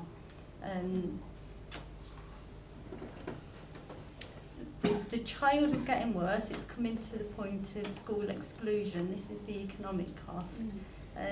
Runs in the family, dad's having similar issues. She's at the end of her tether. And that is just one illustration of so many of the stories on the Square Peg group. But this survey, it asks what age your child got diagnosed, or the adult got diagnosed. Autism starts at it's noticed shortly after. 3.3% got diagnosed between the ages of 1 and 5, and 36% over the age of 35 years. The 40% is in the in-between time, when they're often diagnosed while they're taken up in tier 4 bed, because it's come to such a disaster. One of the questions in the survey was, did you ever have any mental health issues that you feel you would not have had if your autism was diagnosed and supported earlier in your life? 2 choices, yes or no. Yes, 93.75%. So covering the chat and the low-level things is not addressing the deep issue that, there's a shortage of staff. I work in a sixth form college.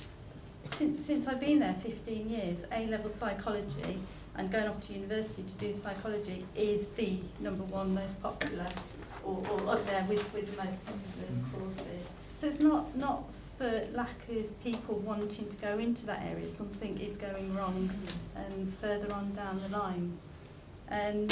But coming on to the economic cost of not getting that early intervention and putting the resources in right there at the preschool or early years stage. Have you ever relied on benefits to survive? 83.8% yes. Only 15% in full-time employment. You'll have heard that statistic.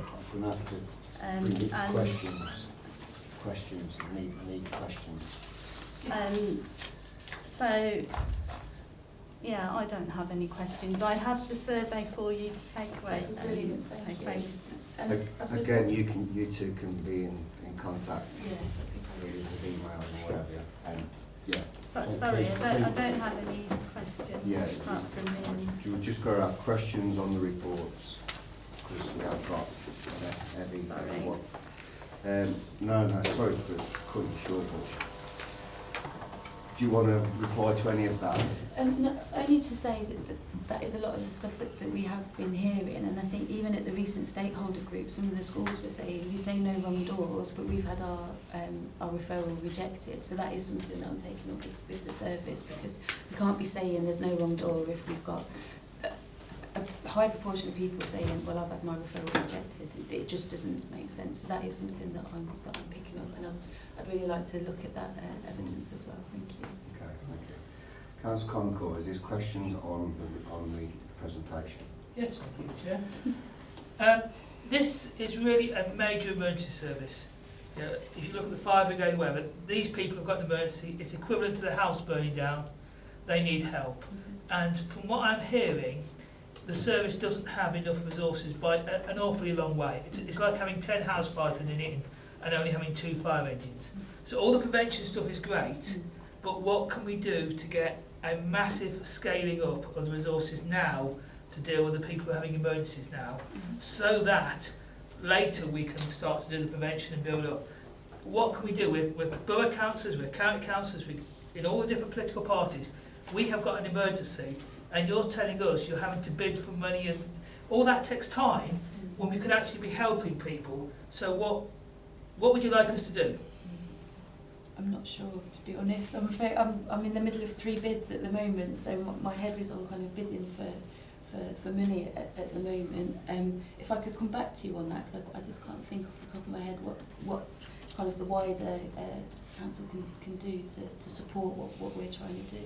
Okay, so that's sort of 2 questions there. One is for NBBC, one is for county. Yeah. But if you can feed that back through Wendy, that'd be fine. Of course. Okay. But one of the key things is you actually need more resources to bid then. So actually, if you had more of you, it would make life easier. Well, that could be one of the things that she says, yeah. Okay. Councillor Golby, questions on the report, please? Keep it brief. Waiting times, 104 weeks. What happened? That's the longest wait. I know, but Yeah. still, it's quite a lot. Is there an exercise into looking into these longer level waits to assess, did people drop out of the system or where it went wrong? We're trying to do a number of things. Well, we're trying to get the trust to do a number of things really to understand what is happening across those waits and what are the commonalities with the longest waits that we can kind of look at and say, right, well, if we did something here, we could get that wait down. So some of the stuff we're asking the trust to feed back on is what are some of the demographics of those young people, what are their ages, what are the commonalities that we're missing. So we're trying to get more information about and more intelligence about what's going on in those waits to see how best we can get those waits down, because it isn't acceptable. And because you've basically come into this on a new contract, what is the methods, like people like Vicky can get in touch with the new CAMs, as it was, when they're experiencing problems? I mean, I try and do what I can, but obviously there's a lot more on the medical intervention side that I can't get involved with. And you know, Councillor Tandy said that people shouldn't have to come to these meetings, and I'm sure there's a lot of people out there that would have liked to come to meetings like this but don't get the opportunity to.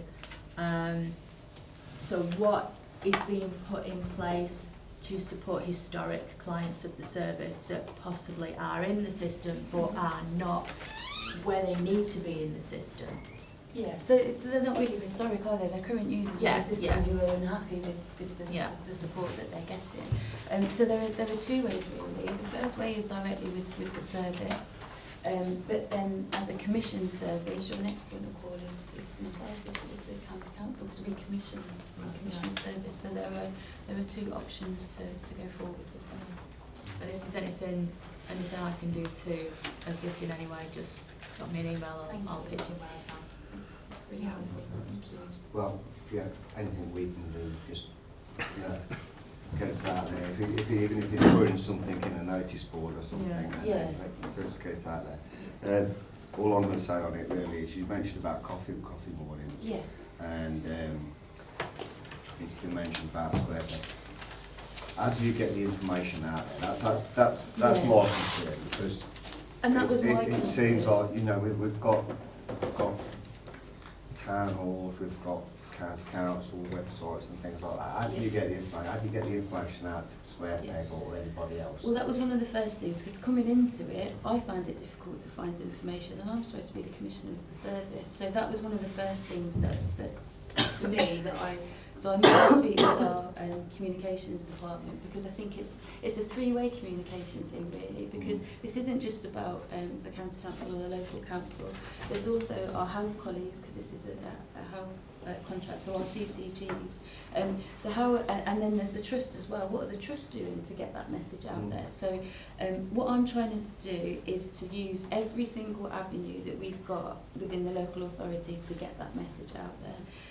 We are trying to put pressure on the trust to improve their website, to improve the information that they're putting around in the different localities as well, because if people don't know about these services, they're not going to use them.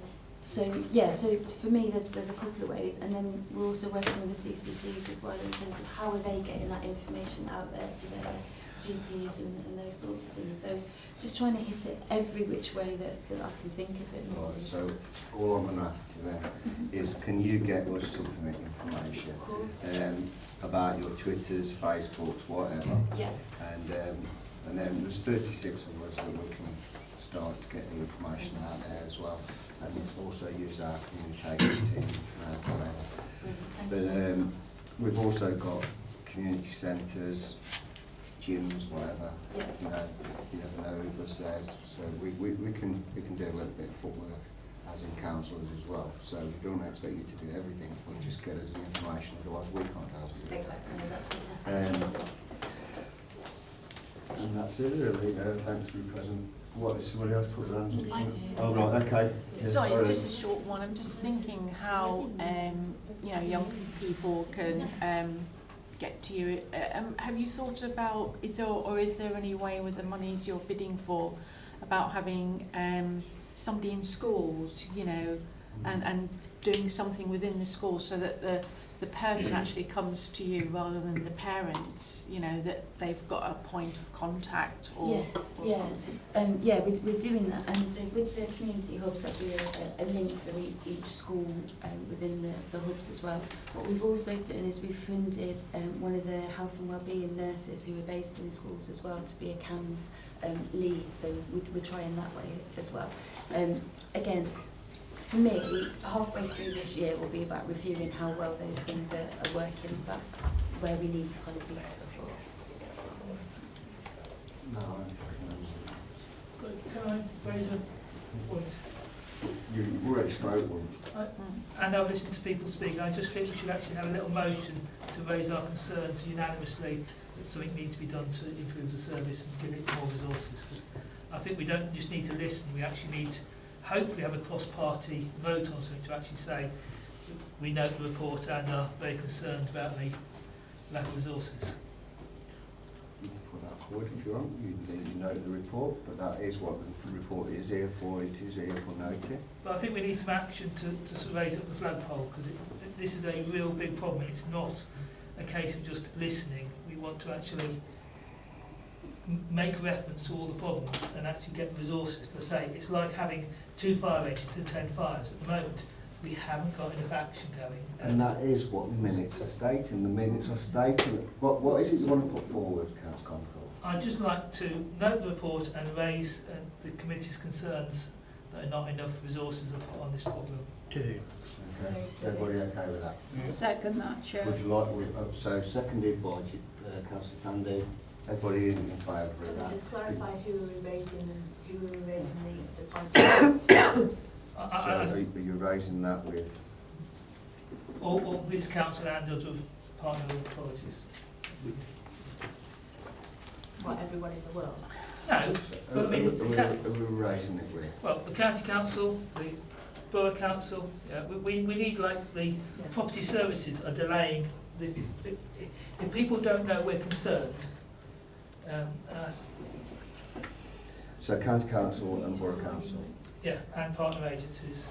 Can I suggest? Partner agencies. Maybe Claire might word it better than me. Can I suggest that we raise our concerns to the adult overview and adult health overview and scrutiny at Health Watch and the scrutiny at the County Council. So County Council and Health Watch. Yeah. Yeah? We'll do it that way. And then I think it's already on the work programme for the cost anyway. Yeah. So we'll raise our concerns with County Council and Health Watch. Yeah. Is everybody happy with that? Show of hands, please.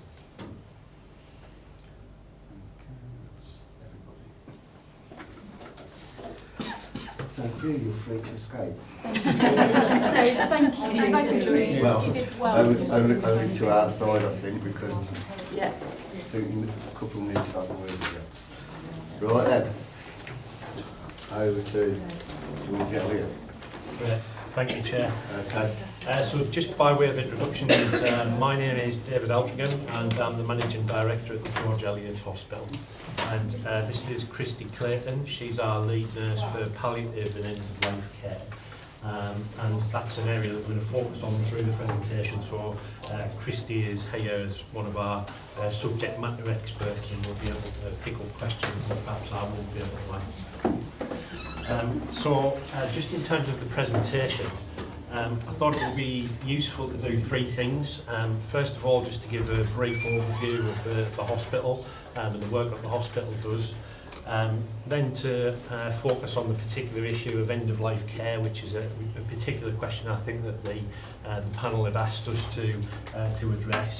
And then finally, just to say a few words about the foundation group arrangements that have come into play with the George Elliott Hospital over the last few months, and which you may want to explore in more detail at a future meeting. I thought I'd just give you the headlines as part of this presentation today. So if I can have the first slide, please. So there are 286 beds at the hospital, which serves the population of North Warwickshire, North Coventry and South West Leicestershire. And as a result of the number of beds in the hospital, it's classified as a small district general hospital.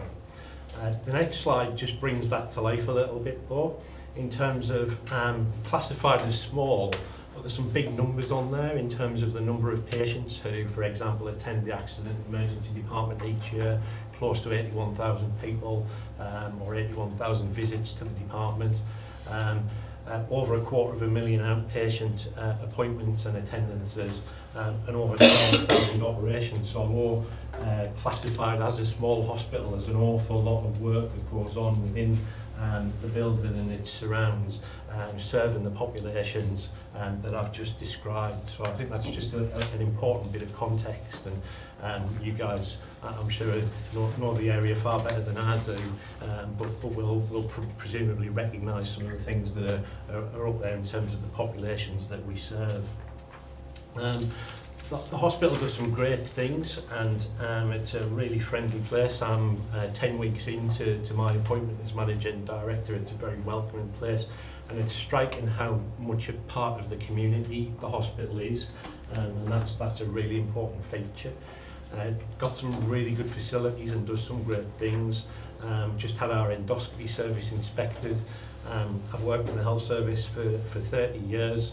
The feedback that I heard about that service by the external assessors was absolutely fantastic. It was probably some of the best feedback I've heard in my entire career. So there's some really great stuff that goes on in the organisation. But it's not without its challenges. So the next slide just maybe summarises some of the headline challenges. We do struggle with some of the national performance measures, and I've just put a table on there showing the percentage of people treated admitted or discharged in less than 4 hours to our accident emergency department. The standard for that is 95%, and you can see that over the last 4 months we've not hit that standard or even been very close to it. And that's one of a number of metrics that the hospital doesn't fit. The financial position is very tight, and there are some very challenging things that we've got to do around efficiency and reducing spend to minimise the overspend that we will incur. But we're planning to outturn the year with a deficit of £18.5 million on a £148 million turnover. So that's a significant difference in terms of proportion, there's a huge proportion of deficit against the turnover of the hospital. And last year the CQC, the Care Quality Commission, came and visited the hospital in October. The report was published in January, and the hospital was classified as requiring improvement, and saw some challenges for us to address in terms of getting to grips with that. And one of the criticisms that the CQC levelled at the hospital was that end-of-life care was not as good as it could be. So that sort of neatly takes us into addressing the specific questions that the panel have asked us to focus on this evening. So if we go to the next slide. So the feedback that the CQC gave was that patients were waiting far too long whilst in pain for pain relief to be provided using syringe drivers. There was inadequate training for staff in end-of-life issues, not just in the specialist service but across the hospital at large. There were significant vacancies in the specialist palliative care team, not just in terms of numbers but also in terms of seniority and expertise of the clinicians who man that team. And there was insufficient learning from incidents that were occurring within the palliative care service and across the hospital with regard to palliative care. So it's a little while now since the CQC visited and made that assessment. There were a number of categorised areas within end of life that were classified as inadequate, and clearly that's not where we want to be. So clearly before I arrived, people have focused on this as an area that needed to be improved. And if we go to the next slide, I'll just go through some of the things that we've managed to do over the last 12 months to improve the service. So all specialist palliative care nursing staff are now in post, and we've been lucky enough to secure some real expertise and leadership into the team in the form of Dr. Mariam George, who's joined us as our specialist palliative care consultant, and also in Christy, who's here this evening as real evidence that we have got people now in the team who have the skills and the ability and the leadership and the vision to take this service forward in the right sort of way. There's a training programme that's being developed across the organisation, really positively received by staff in areas across the hospital. End-of-life care is a very sensitive area of care. It takes particular skills to be able to work with patients who are at the end of their life. And I think it's fair to say, even in my early days at the hospital, that people are very grateful for the support and the training that's now being offered to professionals who will naturally come across people who are at the end of their life in any part of the hospital, but particularly in specialist areas. We have a new end-of-life group, which our Chief Medical Officer leads personally, so she chairs the group, and has shown great leadership in bringing the right people together to deal with some of these issues.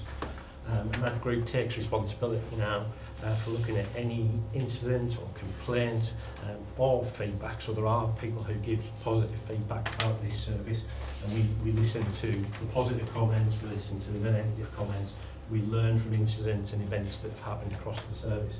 And I think it's fair to say that we're really beginning to embed that culture of seeing mistakes and incidents as an opportunity to learn and to spread the learning from those events across the hospital.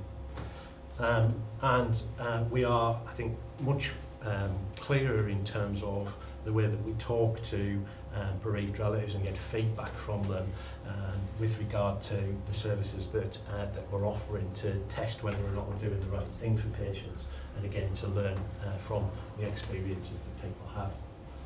So again, next slide.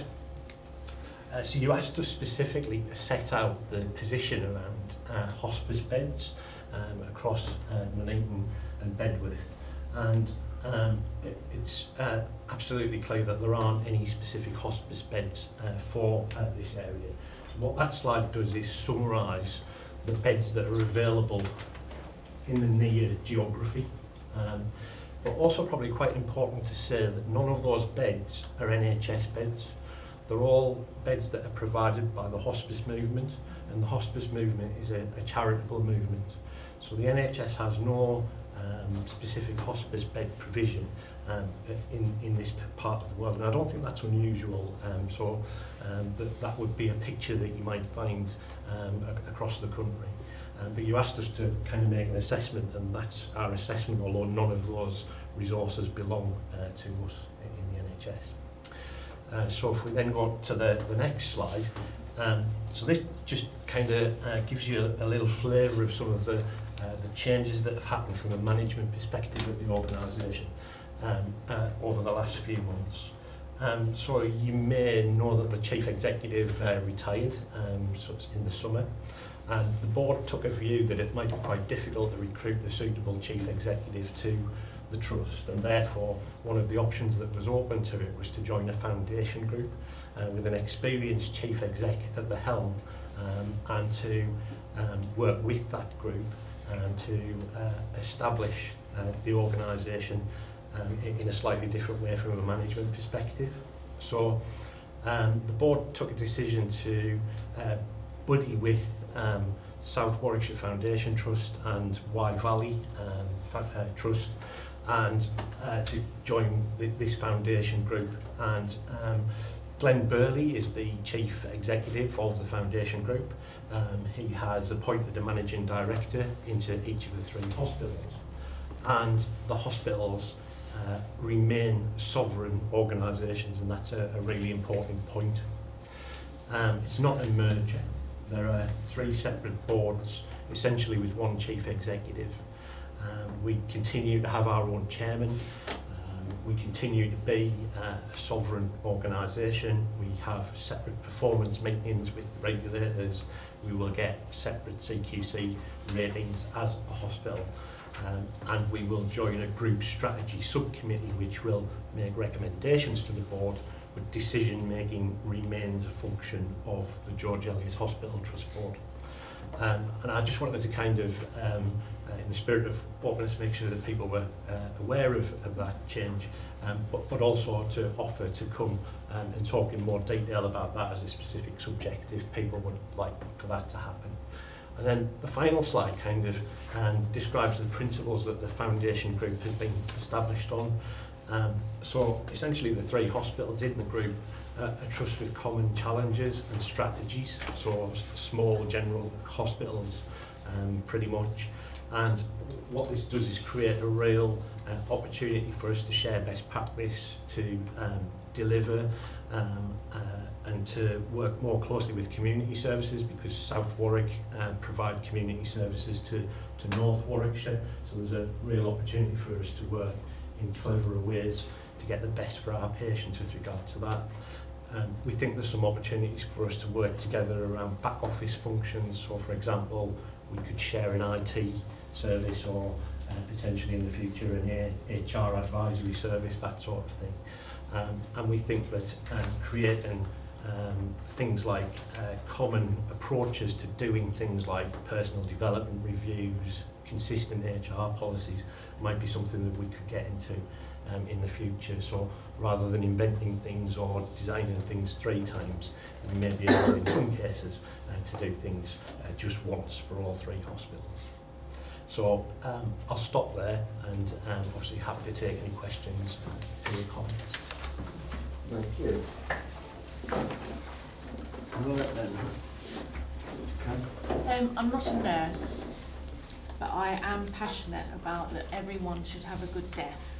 Okay, and I find it a little bit hard that yes, the George Eliot has had its problems in the past.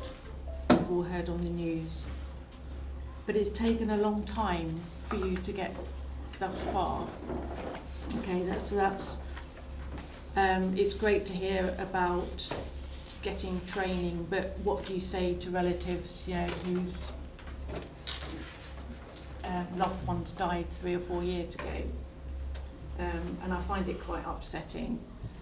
So you've got your training.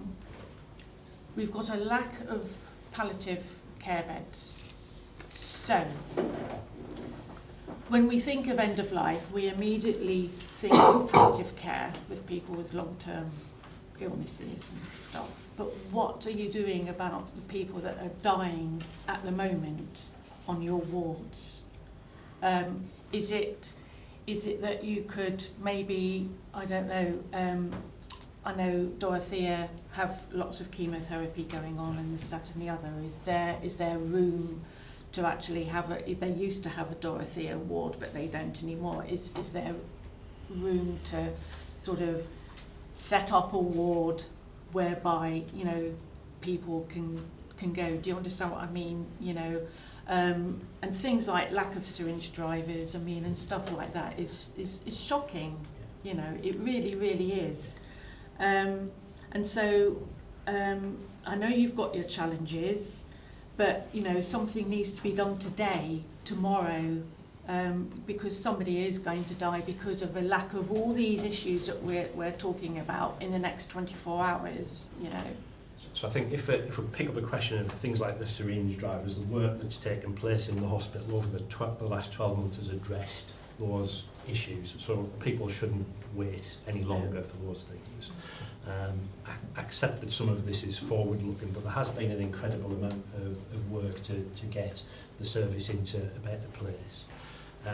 Christy might well want to just talk through some of the models of care that are in play, but actually anticipating your question about sort of the more strategic solution to this going forward, the absence of hospice beds and so on and so forth. We were talking about this morning.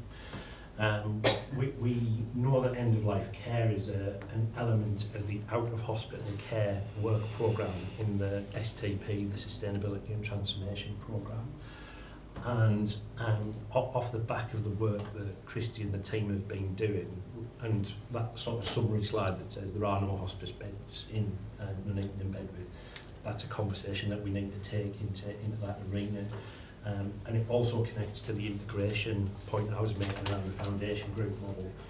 So Anne Coyle, who looks after the community service for the whole of Warwickshire, is the fourth managing director in the group.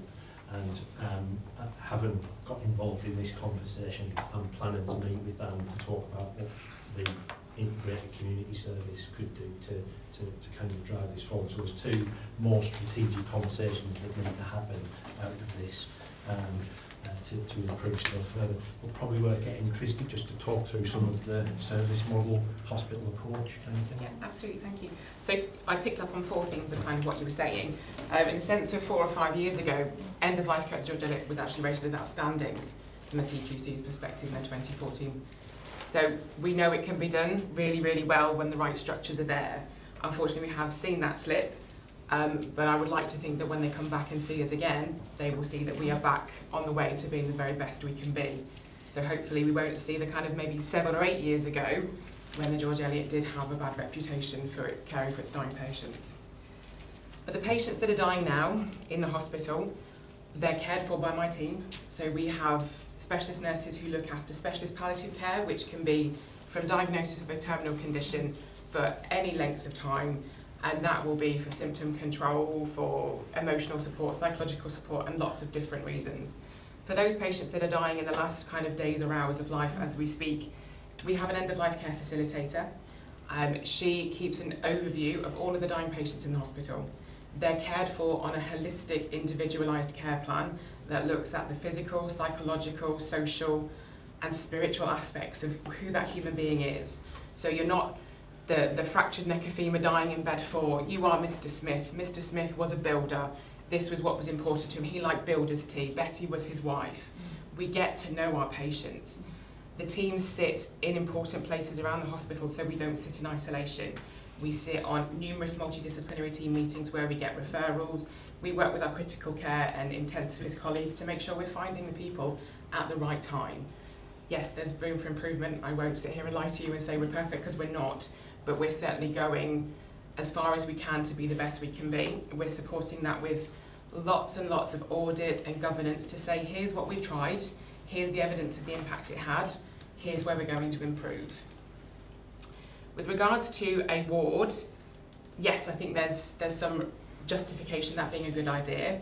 My slight hesitation, it's a personal hesitation, is that then you kind of become a dying ward and people wait for the dying bed.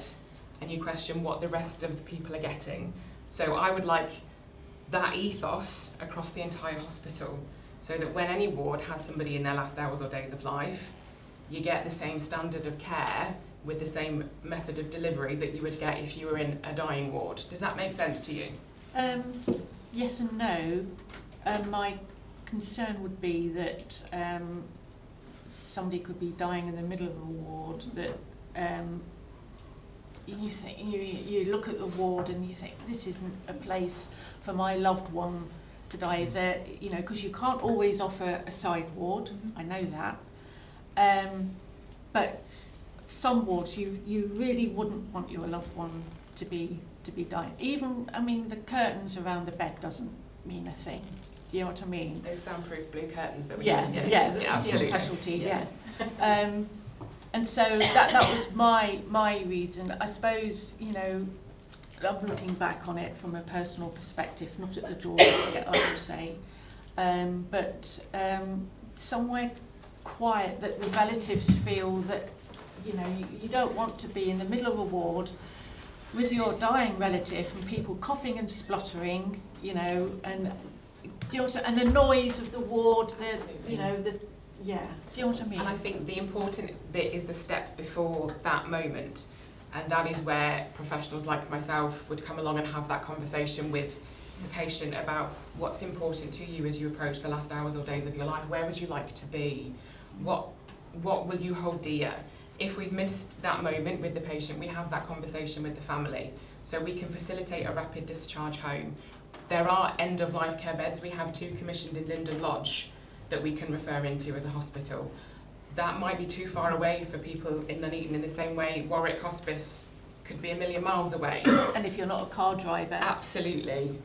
So yes, I think there's absolutely more work we can do about getting people off that busy acute medical ward if it's the wrong place to be. I think there's an element of argument that could say for some people that is the right place to be, and it's about having the confidence and the skill to have that conversation with somebody so they don't feel stuck. We know what's important to them and we try and facilitate that where we can. So it's, instead of it kind of thinking of it as a specific ward, it's about patient preference for me and making sure we've identified it and we've done our best to fulfil it. And if we can't, what do we then learn from that? What gap have we identified and how do we develop and grow? And I think there is massive room for expansion in end-of-life care across Warwickshire North. There's huge potential, a massive opportunity to make sure that our local group of people get the care that's tailored to them, where they want it, which is here, not in Warwick and not right at the north of County if that's too far for you. So, yeah, absolutely. And I think we've got a team now that are very much, I was saying this to David this morning, very excited to try and work differently and break new ground and just see what works and what doesn't work and learn. Thank you. Okay, sorry Michelle, I missed you. No, it's okay because I went to the board meeting, so Right, I've heard of this already. Sorry, I'm repeating myself. No, apologies from me, I missed Michelle off as a speaker. I would have soon piped up, don't worry. Councillor Glass. Yeah, thanks, Chair. I'm like everybody else, we've all gone through this, and my experience wasn't as good as I wished that actually happened when a relative of mine actually died in Rugby after trying to get him into a hospice facility. They ended up getting Rugby where he died, which was a great shame. My concerns there, and you said, challenges in the end-of-life care provision. And if you look at these from Birmingham to Nuneaton and Coventry, that's roughly about 128 for a population of what, 5 million? It's a ridiculous situation that we were in. If I was going to be more mathematical about it, surely we must know within the system how many people, or approximately all people are coming through the system who are actually not going to get, or you can see it, we were on about procurement and all this sort of thing, they were on about life expectancy, etc. Surely you must be doing the same sort of thing to say that we've got X amount of people who we know is going to come through the system, through best practice and various other things, and trying to get something in place in order to deal with that. I don't think what you're saying to me today is you haven't quite got right. You haven't quite got that, because I've been in hospital in the past, and I've had the screens around, somebody at the bottom of the ward screaming and shouting for their mother, etc., and the family all around and dying, because there isn't anyone else to take them. That was a long time ago, and I would hope that would never happen again to anybody. So is there any way that we can, I know there's cost cuts in the National Health Service, we're not daft enough to say that there's the savings, I would call them cuts myself, to the overall provisions. How can we try and get the information or the message out to say, look, this is something that really is needed, an end of care, you know, there's dignity in death as well as in living. And for some reason I think we were just missing the point. So is there any way we can correlate these figures together to say, look, this is actually what's happening, this is the provision which is inadequate, and trying to put arguments on whoever it is, probably central government, in order to give more money in order for people to get let's say a quieter way out of this life. So I think that takes us back to the STP conversation. So we provide the care that we're commissioned to provide. I think what we're identifying here is there's a gap between the care we provide and what the population might need, and the sustainability and transformation programme is the place where that conversation needs to have. So I think having got involved in this conversation, I will make sure that that is raised back through that route. Thank you. Councillor Conical. Yeah, a couple of related points. The previous management team came with some lovely plans for redeveloping the site, making it more into health, well-being, all sorts of good things. It looked really good. Various people had briefings about it. Has that stalled? Is it because it seemed a lot of work went in and it looked a promising way to go? And sort of related to these sort of other aspects, is there an element of more hospice beds and things like that in any plans going forward? So yes is the honest answer. The campus plan has stalled. However, as the new management team have got to move into the hospital, we have started to created a 10-point plan of which how we use, develop and work with partners to make the best of the estate and the land. It is one of the 10 points in that plan, so we need to rejuvenate the campus plan, and we've started conversations with partners, so we've got involved with the plan to rebuild and rejuvenate the town centre in Nuneaton. We've been talking to the people who are leading the joint strategic needs assessments, and we've been having meetings with Mary Ann Evans Hospice about how we rejuvenate the campus plan and get it into something that can become reality over time. And your second point was, your second question was? Well, they're related, but I think you've covered it all, the hospice and the so that kind of answers the question, Councillor Just a question really about Mary Ann Evans Hospice. How do you interact with them? Do they not offer some support for end of life? So do you want to talk about the clinical side and then I'll talk about the relationship? The paperwork doesn't mention the money. No, right. I interact with Mary Ann Evans on a daily basis. So we are working very hard together to integrate services. So the previous palliative care team, there were communications that were lost, and I think the relationship, it's safe to say, became a little bit fractious. So we're doing a lot of work to rebuild that. I work with the management and the clinical teams. We're integrating with hospice at home to make sure our rapid discharge home to die pathways are on point and accessible and quick. We work with rapid response and make referrals to them to make sure any patients we do send home have the adequate cover. Kay Green, who's the Director of Clinical Services, and I are on, like I say, daily contact. We work very hard to not only work on patient pathways but do broader raising awareness. So those of you that have sat through my presentations in previous years might recognise my face. And we've done initiatives such as the Good Death Cafe. We're doing our 4th annual Good Death Cafe on the 28th of November, which is where the organisations have come together again to say, right, let's start this conversation going again because maybe it's dropped off. and that's Mary Evans and George Eliot and Warwickshire North CCG working closely together. So I would say we work together on 90% of the projects that we do. And from a senior management perspective, we've met with the Chief Executive of the Mary Evans Hospital and committed to work together in partnership, and our Chief Nurse is exploring with the team at the hospice the opportunity to rotate staff through and to join shared learning events and those kinds of things. So I think there's a good relationship at that level as well. Okay, thank you. Councillor Goldway. Don't sound so bitter when you say that. On the report. Yes, it is on the report. It's just picking up on some stuff around the palliative care and the CQC. I'm on the community liaison board through Warwickshire County Council, and with Stuart's passing and Kat's leaving, we've not had a meeting, so if we could get a fresh one on the agenda would be good. Yeah. The palliative care, again from the CQC, one of the things that I do know is that they picked up on that straight away with the syringe driver issues. They went out and they bought a lot of syringe drivers as soon as the CQC identified it, so there was no hanging around. They did actually go out and pick that up straight up. And the training issues as well. At the time of the CQC inspection, they just had a new training system implemented, and there had to be a certain amount of staff that had been trained on this new system. So I don't want anybody to worry that there was untrained staff. They just weren't trained on a particular system, and that knocked things down and the scoring down, and it was flagged up by the CQC. So it wasn't like there was untrained staff running around the place. It was just a different way of quantifying that.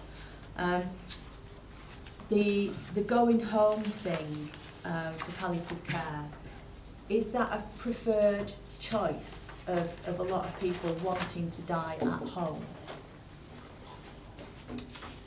In an honest answer currently, no. So one of the metrics that we're starting to measure, which it's a metrics that can be debated, and it's probably not here to be debated, it's a national debate about whether to measure preferred place of death or death in usual place of residence. For me, again, like I said, it's about offering a preference and offering a choice. One of the metrics that we've started measuring more specifically is, has that conversation taken place? If it hasn't, why hasn't it? Where has been identified, and have we achieved it? And if we haven't, why not? So for September, there was over 70% of our dying patients who wanted to die at the George Eliot. There was 10% that wanted to go back to their care home.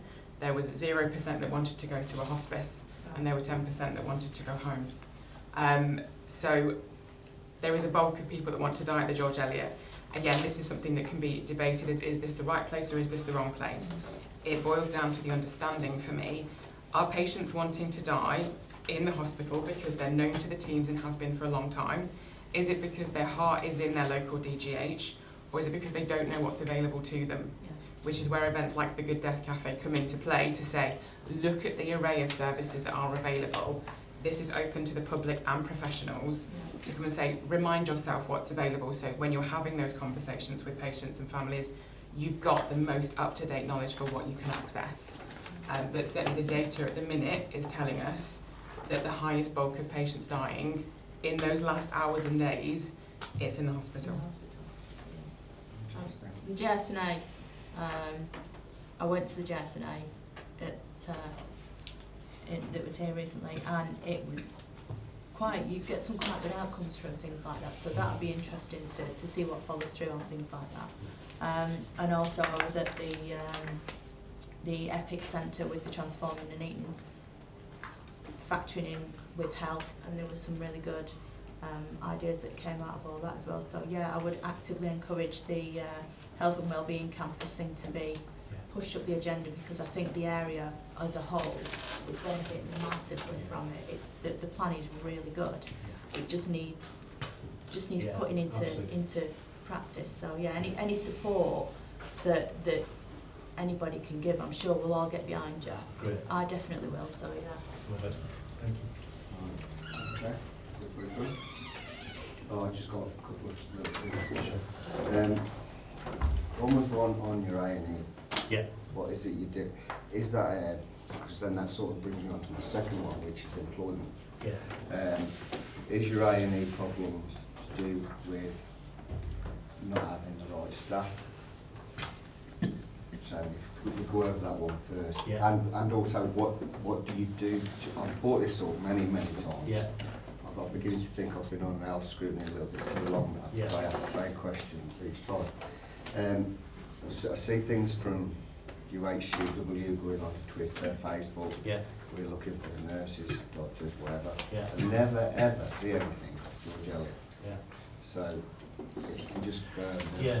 So our A&E problem is probably less of an A&E problem and more of a flow through the hospital problem. So there's no question. So there are gaps in, you know, there are vacancies in medical and nursing teams within A&E itself, but actually they're quite well managed. So you know, there's locum doctors who fill gaps in medical rotas.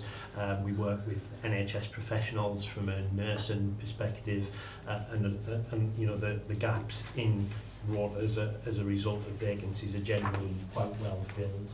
And our senior nursing teams have an absolute view of what's going on across the hospital in terms of gaps on shifts. We use a staffing risk assessment tool that's kind of nationally recognised. We can see at a glance where there are gaps, and we move people around to close those gaps. So there's good control and good supervision of that sort of thing across the hospital. Our A&E performance is so poor because of flow through the hospital, and it was interesting listening to the conversation with Chris from a Health Watch perspective that kind of touched on some of the discharge challenges that we've got. And perhaps it's not one for now, but I think certainly I'd be very happy to come back and talk to the committee about the work we're doing around discharge planning and getting patients. I was interested in your comments about discharge protocols, so an area of great interest for me, so I would love to sort of engage with you more about the way forward with some of that. So we can go into detail now, or I'll come back. No, later. But no, because like I say, I've been on scrutiny for quite a while. So I've heard George Elliott say before they couldn't get anybody from Britain. They had to go to the Philippines, and then they went to the Philippines, and then they weren't qualified enough, so they had to come back to Britain, and things like that. So in the past we've also heard that everybody loves to go to George Elliott because it's a good CV for them, because then they've been to there to train up and then move on and things like that. So we've heard all of this sort of thing, but we're still hearing that we're struggling to get people in. And so it would be good to see something actually. Yeah, absolutely. So perhaps to a future meeting we could do a briefing around the discharge work and some of the work we're doing around recruitment and retention of clinical staff. Discharge is on, Yeah, and this is my final point really, is this was discussed before with, I forget who it was now, Kevin McKee maybe, or probably, where there was on about having some disused wards for end of life, which I felt quite happy about, not but you know that there was looking at some disused wards, because you have got some wards that are not used at the minute. So what happened to that plan, and can it be revived? So I don't know what happened to the plan, but I have had quite a look around the estate. Those disused wards are not fit for purpose, and the cost of bringing them back into use would be disproportionate compared to what we get out of them.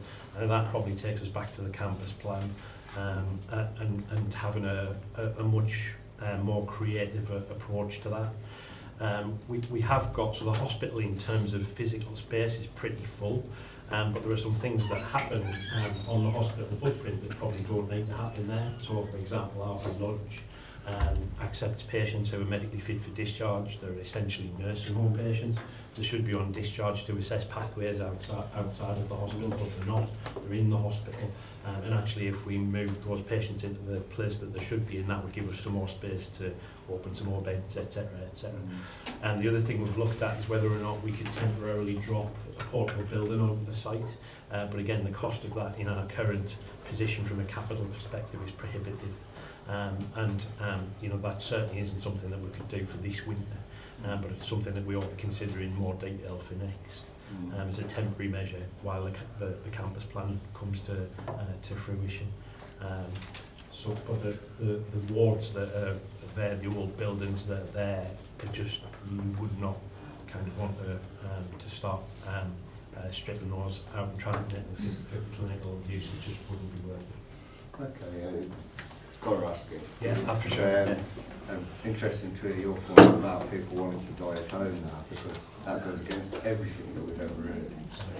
It's been a long-standing high statistic. So I previously worked at the George Eliot, left and have come back into this role, and I came back in May. When I worked as lead nurse in palliative care, kind of 2015-16, we did a national audit, and the statistic came back. We audited all the deaths in 1 month, and over 60% wanted to die at the George Eliot. That was their preferred place. The national was 40. So we've consistently shown a higher than national average percentage of people who want to die in their local hospital. And again, now it's about unpicking that with the issues David's explained with patient flow, making sure it's the right place. There is a bigger piece of work to unpick that. And is it really because patients just have this George Eliot, that's where they want to be? Exactly, I was just going to say that. It just goes to show that, you know, another tip for the George Eliot that we do need it. Okay, so noted the report. Is everybody okay to note the report? And we look forward to seeing you at future meetings and get that discharge protocol sorted out. Yeah, and please come to a good day. Yeah. Okay, thanks very much. Thank you. Rena, you've waited patiently there. That's all right. So, I'll forward it over to you. Right, okay, so obviously Chris Egan normally attends and gives an update on Pride in Camp Hill in terms of its progress. So he's asked me to attend tonight. So I'll do a very quick one because I'm conscious the time's a bit, I've got nervous slightly. So in terms of the development phases, to date 436 properties have been purchased within the Camp Hill ward. On the phase 3 element, we have 56 properties remaining. 20 have been purchased, and we're currently working with the remaining 36 homeowners and tenants with the view to have those purchased by February next year. So that will then obviously give Barrett that final piece of land for them to then develop the last bit of their phase. Obviously, Barrett's are currently working up on their scheme plans for option 3 construction phase 5, which is the bit that we're currently working on purchasing the area. So obviously that will come to planning in every panel that we need to go to. In terms of the development phases that have been built, obviously phase 1 is complete, phase 2 is complete.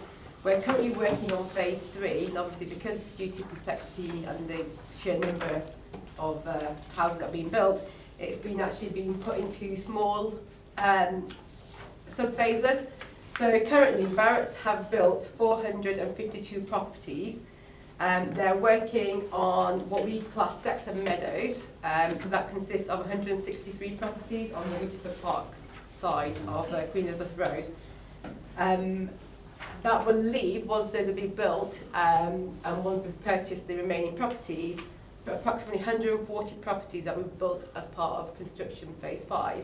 So on phase 3 as a whole, it is anticipated that there will be 759 properties built by the end of the phase 3 scheme, which should bring the overall total to just under 1,000 properties within the Camp Hill area. So that's phases 2 and 3, not including phase 1.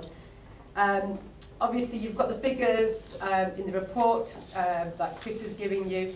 In terms of the stewardship arrangements, obviously Stanland's Property Management are currently working as the appointed agents on behalf of the Pitch Management Board for phases 2 and 3. So phase two, which we call Renaissance, consists of 3 development areas. It has 223 properties and 8 retail units. Phase 3, which is what the Barrett site is consists of 4 development areas, which is 452 properties and 28 courtyards. Obviously, that's anybody who lives in a new build will pay a service charge and an estate charge, and obviously depending on whether they've got a garage or a fog or an apartment, there will be they'll get various different service charges that they need to pay for. The primary focus for the Pinch Management Board is obviously the stewardship arrangements and making sure that they're in place going forward. I think the only other thing that Chris wanted to ask me to mention is obviously as part of the wider economic activity within Pinch, we have some good news. Obviously, as you may be aware, PetXI won the West Midlands Combined Authority Employment Support Project for Camp Hill. We had a conversation with them in terms of them coming to Camp Hill and working at the Chess Centre.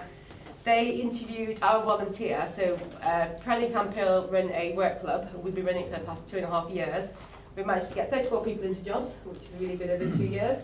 But our volunteer, who's been leading that for us, was actually interviewed by PetXI and was actually recruited into the position of the lead role for their project within Camp Hill. So he's obviously going to go on to do that, which is really, really good. PetXI have also taken on the ownership of our work club as well, so they'll be running it going forward, so it'll be under their umbrella and under the Combined Authority umbrella. And that was it. So I will try now. Sorry, that was a quick whistle-stop tour of Friday in Camp Hill. But if you've got any questions, I'll try and answer them. If not, I can take them back for Chris and get him to email you back. Okay, right. Anything. So Michelle, do you want to speak on this tonight? Councillor Concord. Yeah, I go through Camp Hill every now and then on my bicycle for various different routes. Okay. And as you go from the top, if you cycle from the top and go down to the bottom where the newest development is, yes, you really see things that have been around a while and the Selgit. And it looks like it's stalled at the moment. I mean, I've been on planning as well. And we've done an awful lot and had all these earlier phases. Yes. We finished at sub-phase 4, and you mentioned 85 houses sold in a year and a half, effectively. So yes, selling about 50 a year. But it seems to be losing momentum now on these last, what will be about 300 houses. So how do we keep it going, and is it going to be relaunched for these last, effectively, sub-phase 5 and sub-phase 6? I mean, at the moment, phase 6 is the Saxon Meadows, which is obviously the Winter Park build. Phase 5 is obviously the remaining end of Hazel Road, Hillcrest Road, Edinburgh Road, which is where the houses currently are. It has quietened down a bit, but I think it's because in the early stages we had 2 developers. So we had Lovells and Barrett's developing on the 2 different areas. Lovells have obviously finished and moved on, and we've now just got Barrett. So whereas before we had 2 sets of developers selling houses, which seemed to give it a lot more momentum, we've only got the 1. But saying that, they actually are selling off plot. So if we go down and, you know, we recently had a handover of the 45 units from Saxon Heights, but then most of those were sold even before they were built. And that's what we're seeing. So when we're going down and looking at them, they're actually being sold before they're built. It's just a case of, it's just how fast they can build them that we can get them on board, I guess. If I may share. The other thing is some of the corner plots where there's lots of flats, yes, they don't seem to be managed and maintained well. They look a bit scruffy, and they look beautiful when they're first built, but what are we doing to keep them in good order? That's where we come into this. Obviously, we've got the contract with Stanton, so we are doing monthly checks with them to say, right, okay, let's go out, and we will go out and say, actually, you need to do this, you need to do that, and we will ask them, say, why not? The problem that we have is, well, I don't say problem, but one of the issues that we have is that where it's a social tenant or an apartment or something, we have a lot more leeway. We can actually say to them, you need to make sure that your garden is X, Y, Z. But if it's a homeowner, all we can do is ask a request of them, and we can say, you know, your garden's looking a bit messy, you know, we can offer you the services of a handyman to try and do that. But ultimately, it is down to the homeowner. We can't really force them to. Where it's property that we manage, we've got cleaners going out once a month, and they will do all that. We've even offered those services to say, look, if you can't do your garden, let us know. when our guards are around, we can just nip in and quickly do yours, but until we get that permission from them, there's not really much we can do. It's something that we know about and we are tackling, and we are trying to do something about it on a weekly basis. So. Okay, Councillor. Yeah, thank you very much, Chair. I've just got a question regarding Camp Hill News. Okay. Is that funded internally in providing Camp Hill? Yes. Okay. And are you engaging with other local groups in the area, such as the Guardians of Stumps Hall, Yes. to try and get some of those? If you look at the last edition, whose name I can't, Sue. Sue Watkins, is she's been in the last 3 editions that we've had. Oh, she has? Oh, yes. Fantastic. So yes, we do. Tracy, who actually produces our Camp Hill News, will do a bullet email to everybody, and it's all the groups that we know within Camp Hill to say, you've got any articles, any good news stories, anything that you want to promote. If they can't go into the news, we have a Twitter and Facebook page, so we will promote them on there.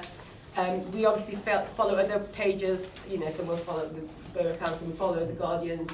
If they've got anything there, we'll share it, promote it, so we're quite active in that kind of stuff. So it's not just Sue, but there's other groups that we kind of work with as well. So. Okay. Councillor Colby. In last year's meeting minutes, there was a funding summary that's missing in this year's, and it basically laid out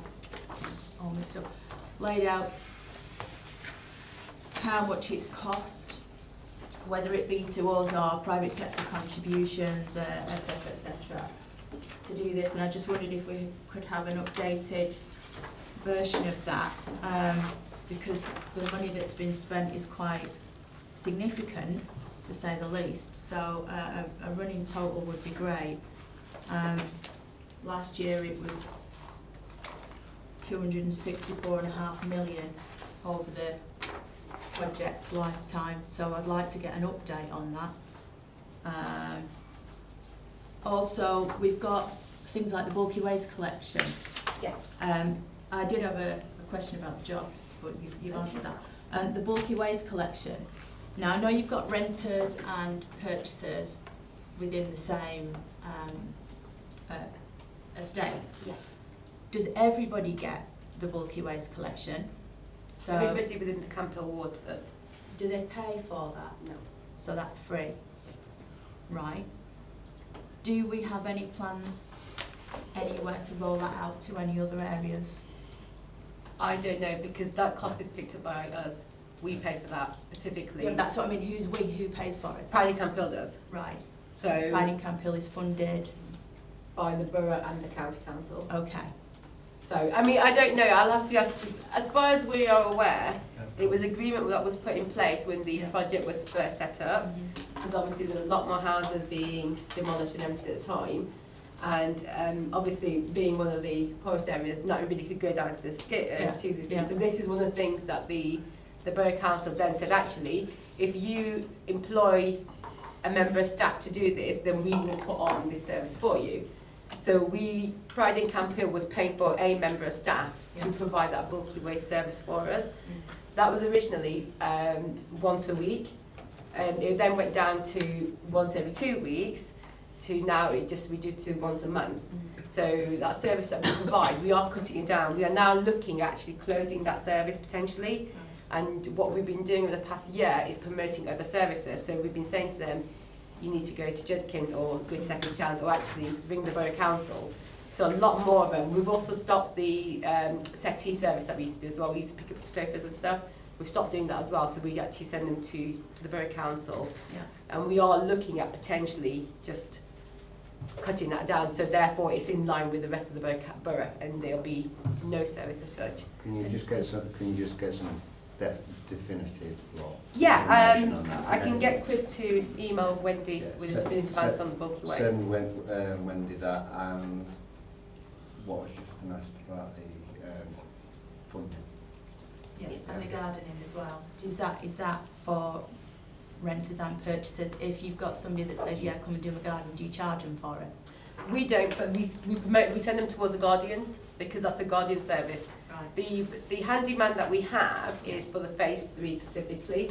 So where people have moved out and left stuff, that's what his job is. So he'll go in and make sure that we get a reward. So it's not essentially fly tipping. Yeah. So we will provide skip days. So he'll go in and empty those gardens. If there's one of the ladies, she's in the end block. Everybody else has moved out. We're just waiting for her property to be ready for her to move out. But because of the high winds, her fence knocked there, fell down. So he's gone in to fix that for her. So it's just maintaining their quality of life while they're moving on. He's not there for everybody else. But if someone does need their garden doing, we usually just send them on to the Guardians, because that's something that they're promoting and something that they're doing. And we've seen lots of regeneration in Camp Hill, but it's still extremely difficult with crime and low educational attainment. So what is being worked on there through crime reduction and trying to promote educational attainment? Because it's been going on for quite a while now. No, you're right, it has.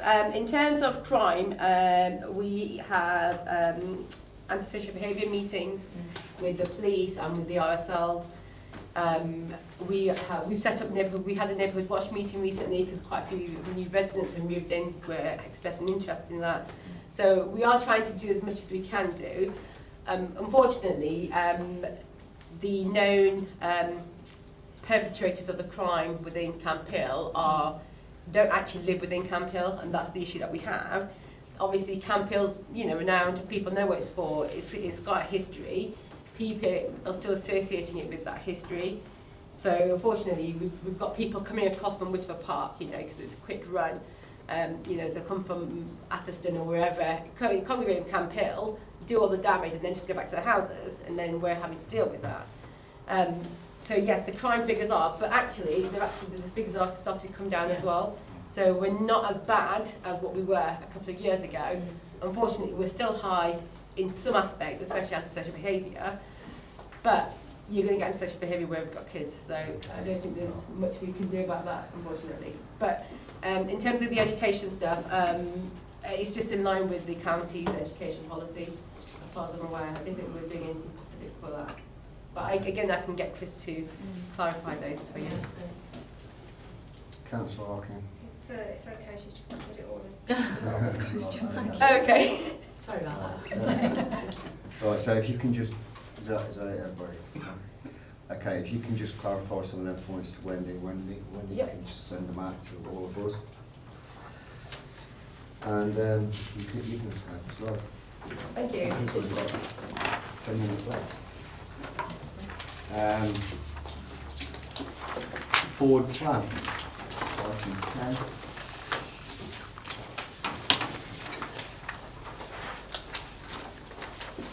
Forward plan. So is there anybody who wants to bring anything that is on the forward plan at the back? No? Okay, thank you. Thank you. Right, so the forward plan is there for information, and if anything was to be brought up, now's the time to really.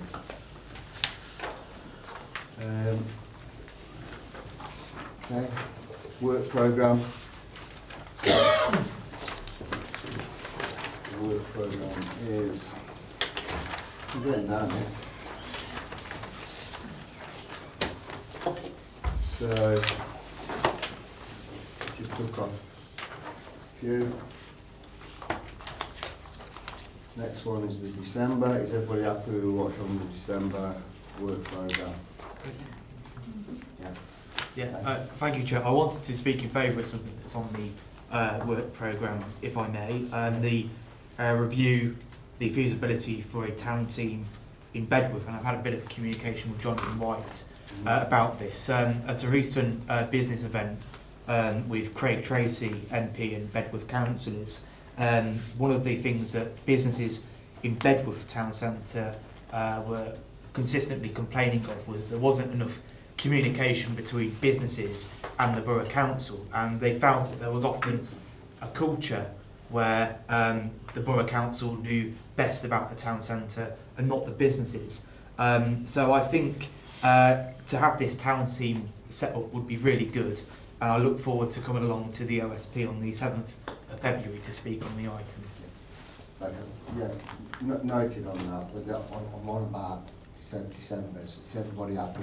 I mean, that's noted between you about that one in February, but I want to buy, is everybody happy on what's on there for December? Councillor Glass? Yeah, just, I have no problem with that, but the councillors remarks there said Bedworth councillors. I can't remember being asked to attend that as a Bedworth councillor. Okay. Councillor Control. I was just going to say, it's all good stuff, but December seems to have about 8 things on it, which might be a bit heavy, so...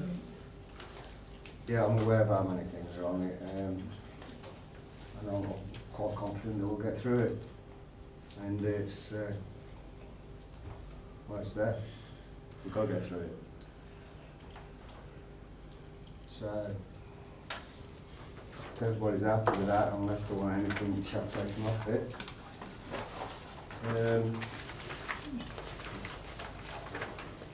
Move on. So now what we're doing now.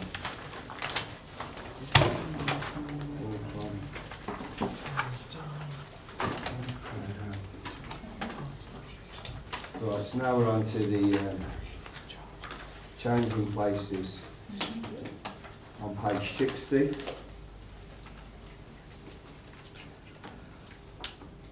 And how people feel for this. Be aware we have got about 6 minutes. Councillor Colby. Well, I think everybody knows what my views are on the changing places. However, I do support it coming to scrutiny because I wouldn't have asked for the things in council.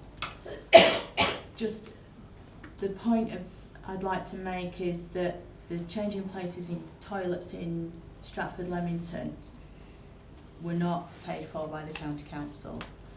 And we're asking the portfolio holder from Warwickshire County Council to attend here. The Warwick one, there was some funding, but that was because of the location. It's actually in one of the county buildings. Otherwise, there wouldn't have been any funding for that from the county either. What we should do is actually look to get the Nuneaton and Bedworth portfolio holder in, first and foremost, to address the issue locally before we then bring in other agencies. And I would like that to be done as the right sort of step before we go straight to the county council. Right, so let me just make a suggestion. Let's get on the work programme and then maybe have a working group, working party, something set up to have a look at all sorts of things on it. It won't be just looking at one bit of it, we're looking at all of it.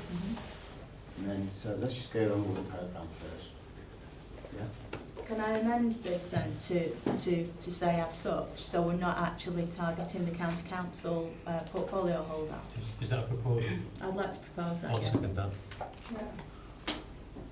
Oh no, we've got everybody now. We've got 5 minutes. It's been proposed and seconded that we amend this. Councillor Tandy.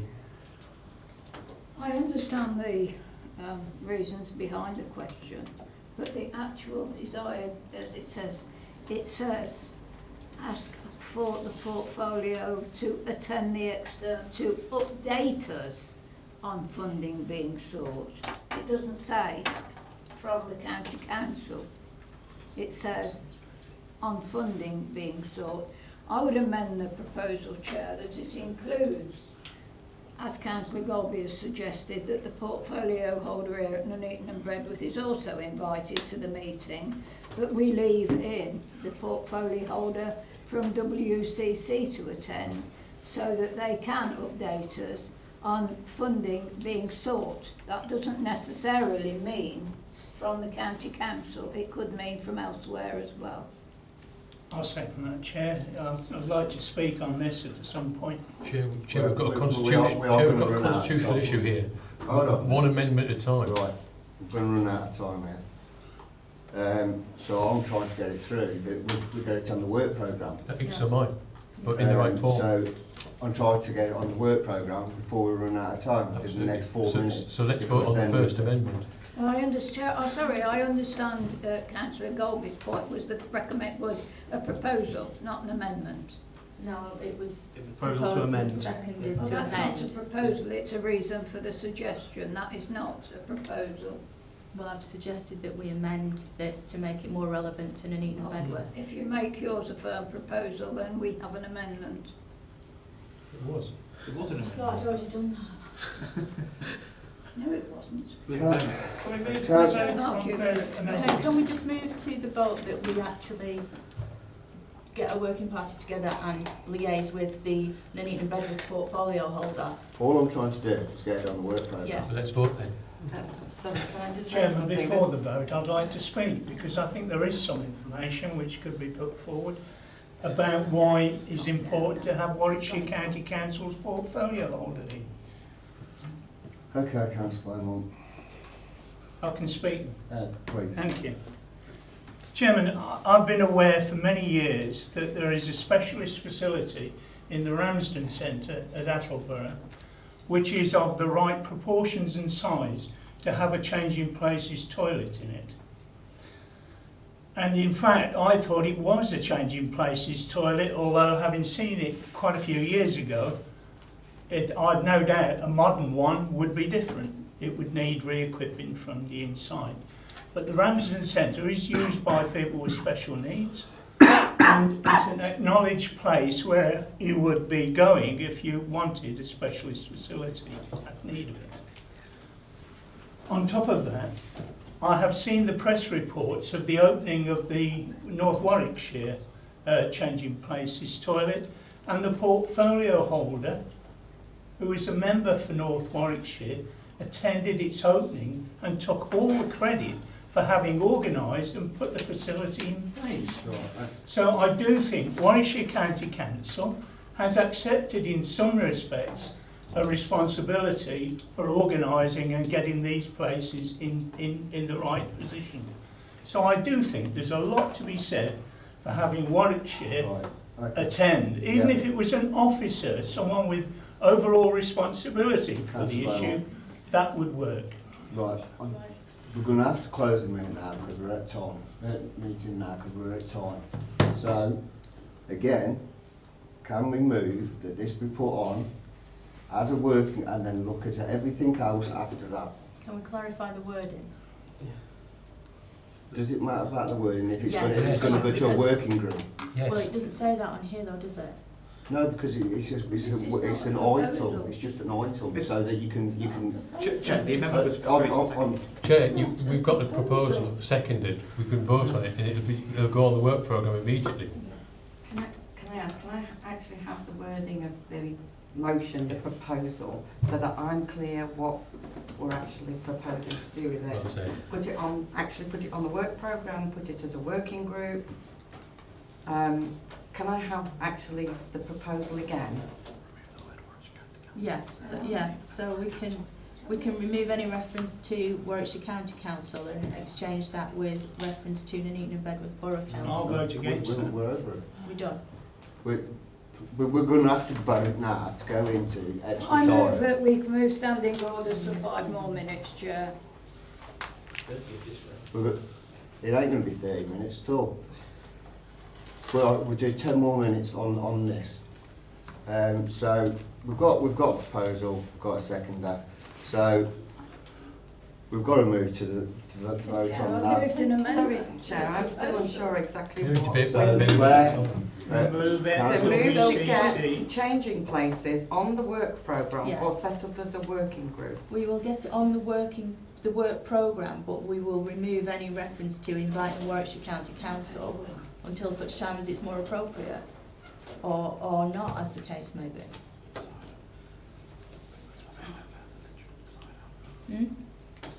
Yeah, we just, Please, can I talk, because it was my, me that put it on, if I can give the rationale, and that the Nuneaton and Bedworth Borough Council only retain 12.6% of the council tax. It would be lovely if we could sort out changing places, utterly, fully support it, also fully support having more cycle paths, having all the potholes filled, all the street lights on, and it's a Warwickshire County Council function. We need Warwickshire County Council on board, and we can't do it just as a borough council. Right. Hence, Councillor it's Goldberg, on there. what is your proposal? that I read out what I've got. Yeah, please, because I'm getting To confused put myself changing now. places on the work programme but remove any reference to include the portfolio holder from Warwickshire County Council to attend at a time when it's more appropriate. Read it again, Sarah. To get changing places on the work programme but remove any reference to include the portfolio holder from Warwickshire County Council. That includes, not to include, because to include means you're keeping it in, so it will be that includes removal. To remove any reference to include the portfolio holder. Yeah, we don't want to include Warwickshire County Council. We want to include the portfolio holder of Nuneaton and Bedworth Borough Council in the first instance. I would have thought you just want it on the working I programme. do, to but it's got to be rather than done. playing with words. I'm not, well, no, because it's a completely different. I know, and I'm going to get round to you in a minute, Councillor Tanley. It's a completely different connotation. No, it's not. It is. It is. Right, okay, just going to do things through the chair. I just want to get this on the work Yes, programme. I think I understand, Chair. I think I understand what Councillor Golby basically is trying to say is that actually this work programme, as we see printed on the agenda, remain, but literally in the desired outcomes of review, remove the word WCC and put Nuneaton and Bedworth Borough Council. That's literally what she's proposed. Let's vote on that. Let's vote on that, but it wouldn't matter anyway because you would do that in the working group. That is the whole point of a scrutiny. Scrutiny panel do that when they've they don't play with words on a piece of paper here. It's to remove any ambiguity at the moment. But you've got to understand the point of scrutiny groups. It's not to play political football in here. It's to get things on and scrutinise them and look at things. It's not a political game in here. Right, okay, so we've got 5 more minutes. So, got a proposer and a seconder. Are you happy with that word? Yes, we'll just... Right, okay, so voting on that. But you can't vote on it till you've taken the amendment, Chair. No, that's a motion. Now we're having an amendment to a motion. Right, okay. Amendment, please, The Councillor amendment Tanley. is that the wording stays the same, but that it is added to that we invite the portfolio holder from Nuneaton to Bedworth to attend as well. So that they're both there. It's been a joint workings, you know. Right, you got that one. I think so. Right. So now we're on it. So what do Do we I move get a to? chance to speak enough? No. We're moving to the vote because we've got 5 minutes. Right. So we're moving to the vote. So moving to the vote on the amendment first. So yours is the amendment. Can we move to the vote on Councillor Tandy? Oh, hold on. Has it got a seconder? I'll second Did you that. second that? I did before. Yeah, yeah. Sort of, I'm losing it a little bit. Right. So we've got a proposer, we've got a seconder. Can we vote on Councillor Tandy's amendment? All those in favour? Right, okay. 6. Lost. All those against? Right, okay. So that's lost. So Councillor Tandy, Councillor Golby. Yes. Vote on Councillor Golby's amendment. No. Proposal. Oh, is this 4? Yeah. 6. Yeah. That's it. Against? 7. 7. 7. Every time. So he's in 1, 2, 3, 4, 5, 6, 7. Against? 1, 2, 3, 4, 6. 6. Okay, so that's what Green together. Okay, thank you very much. That's the end of tonight's meeting. Thank you for attending. Thank you. And see you in December.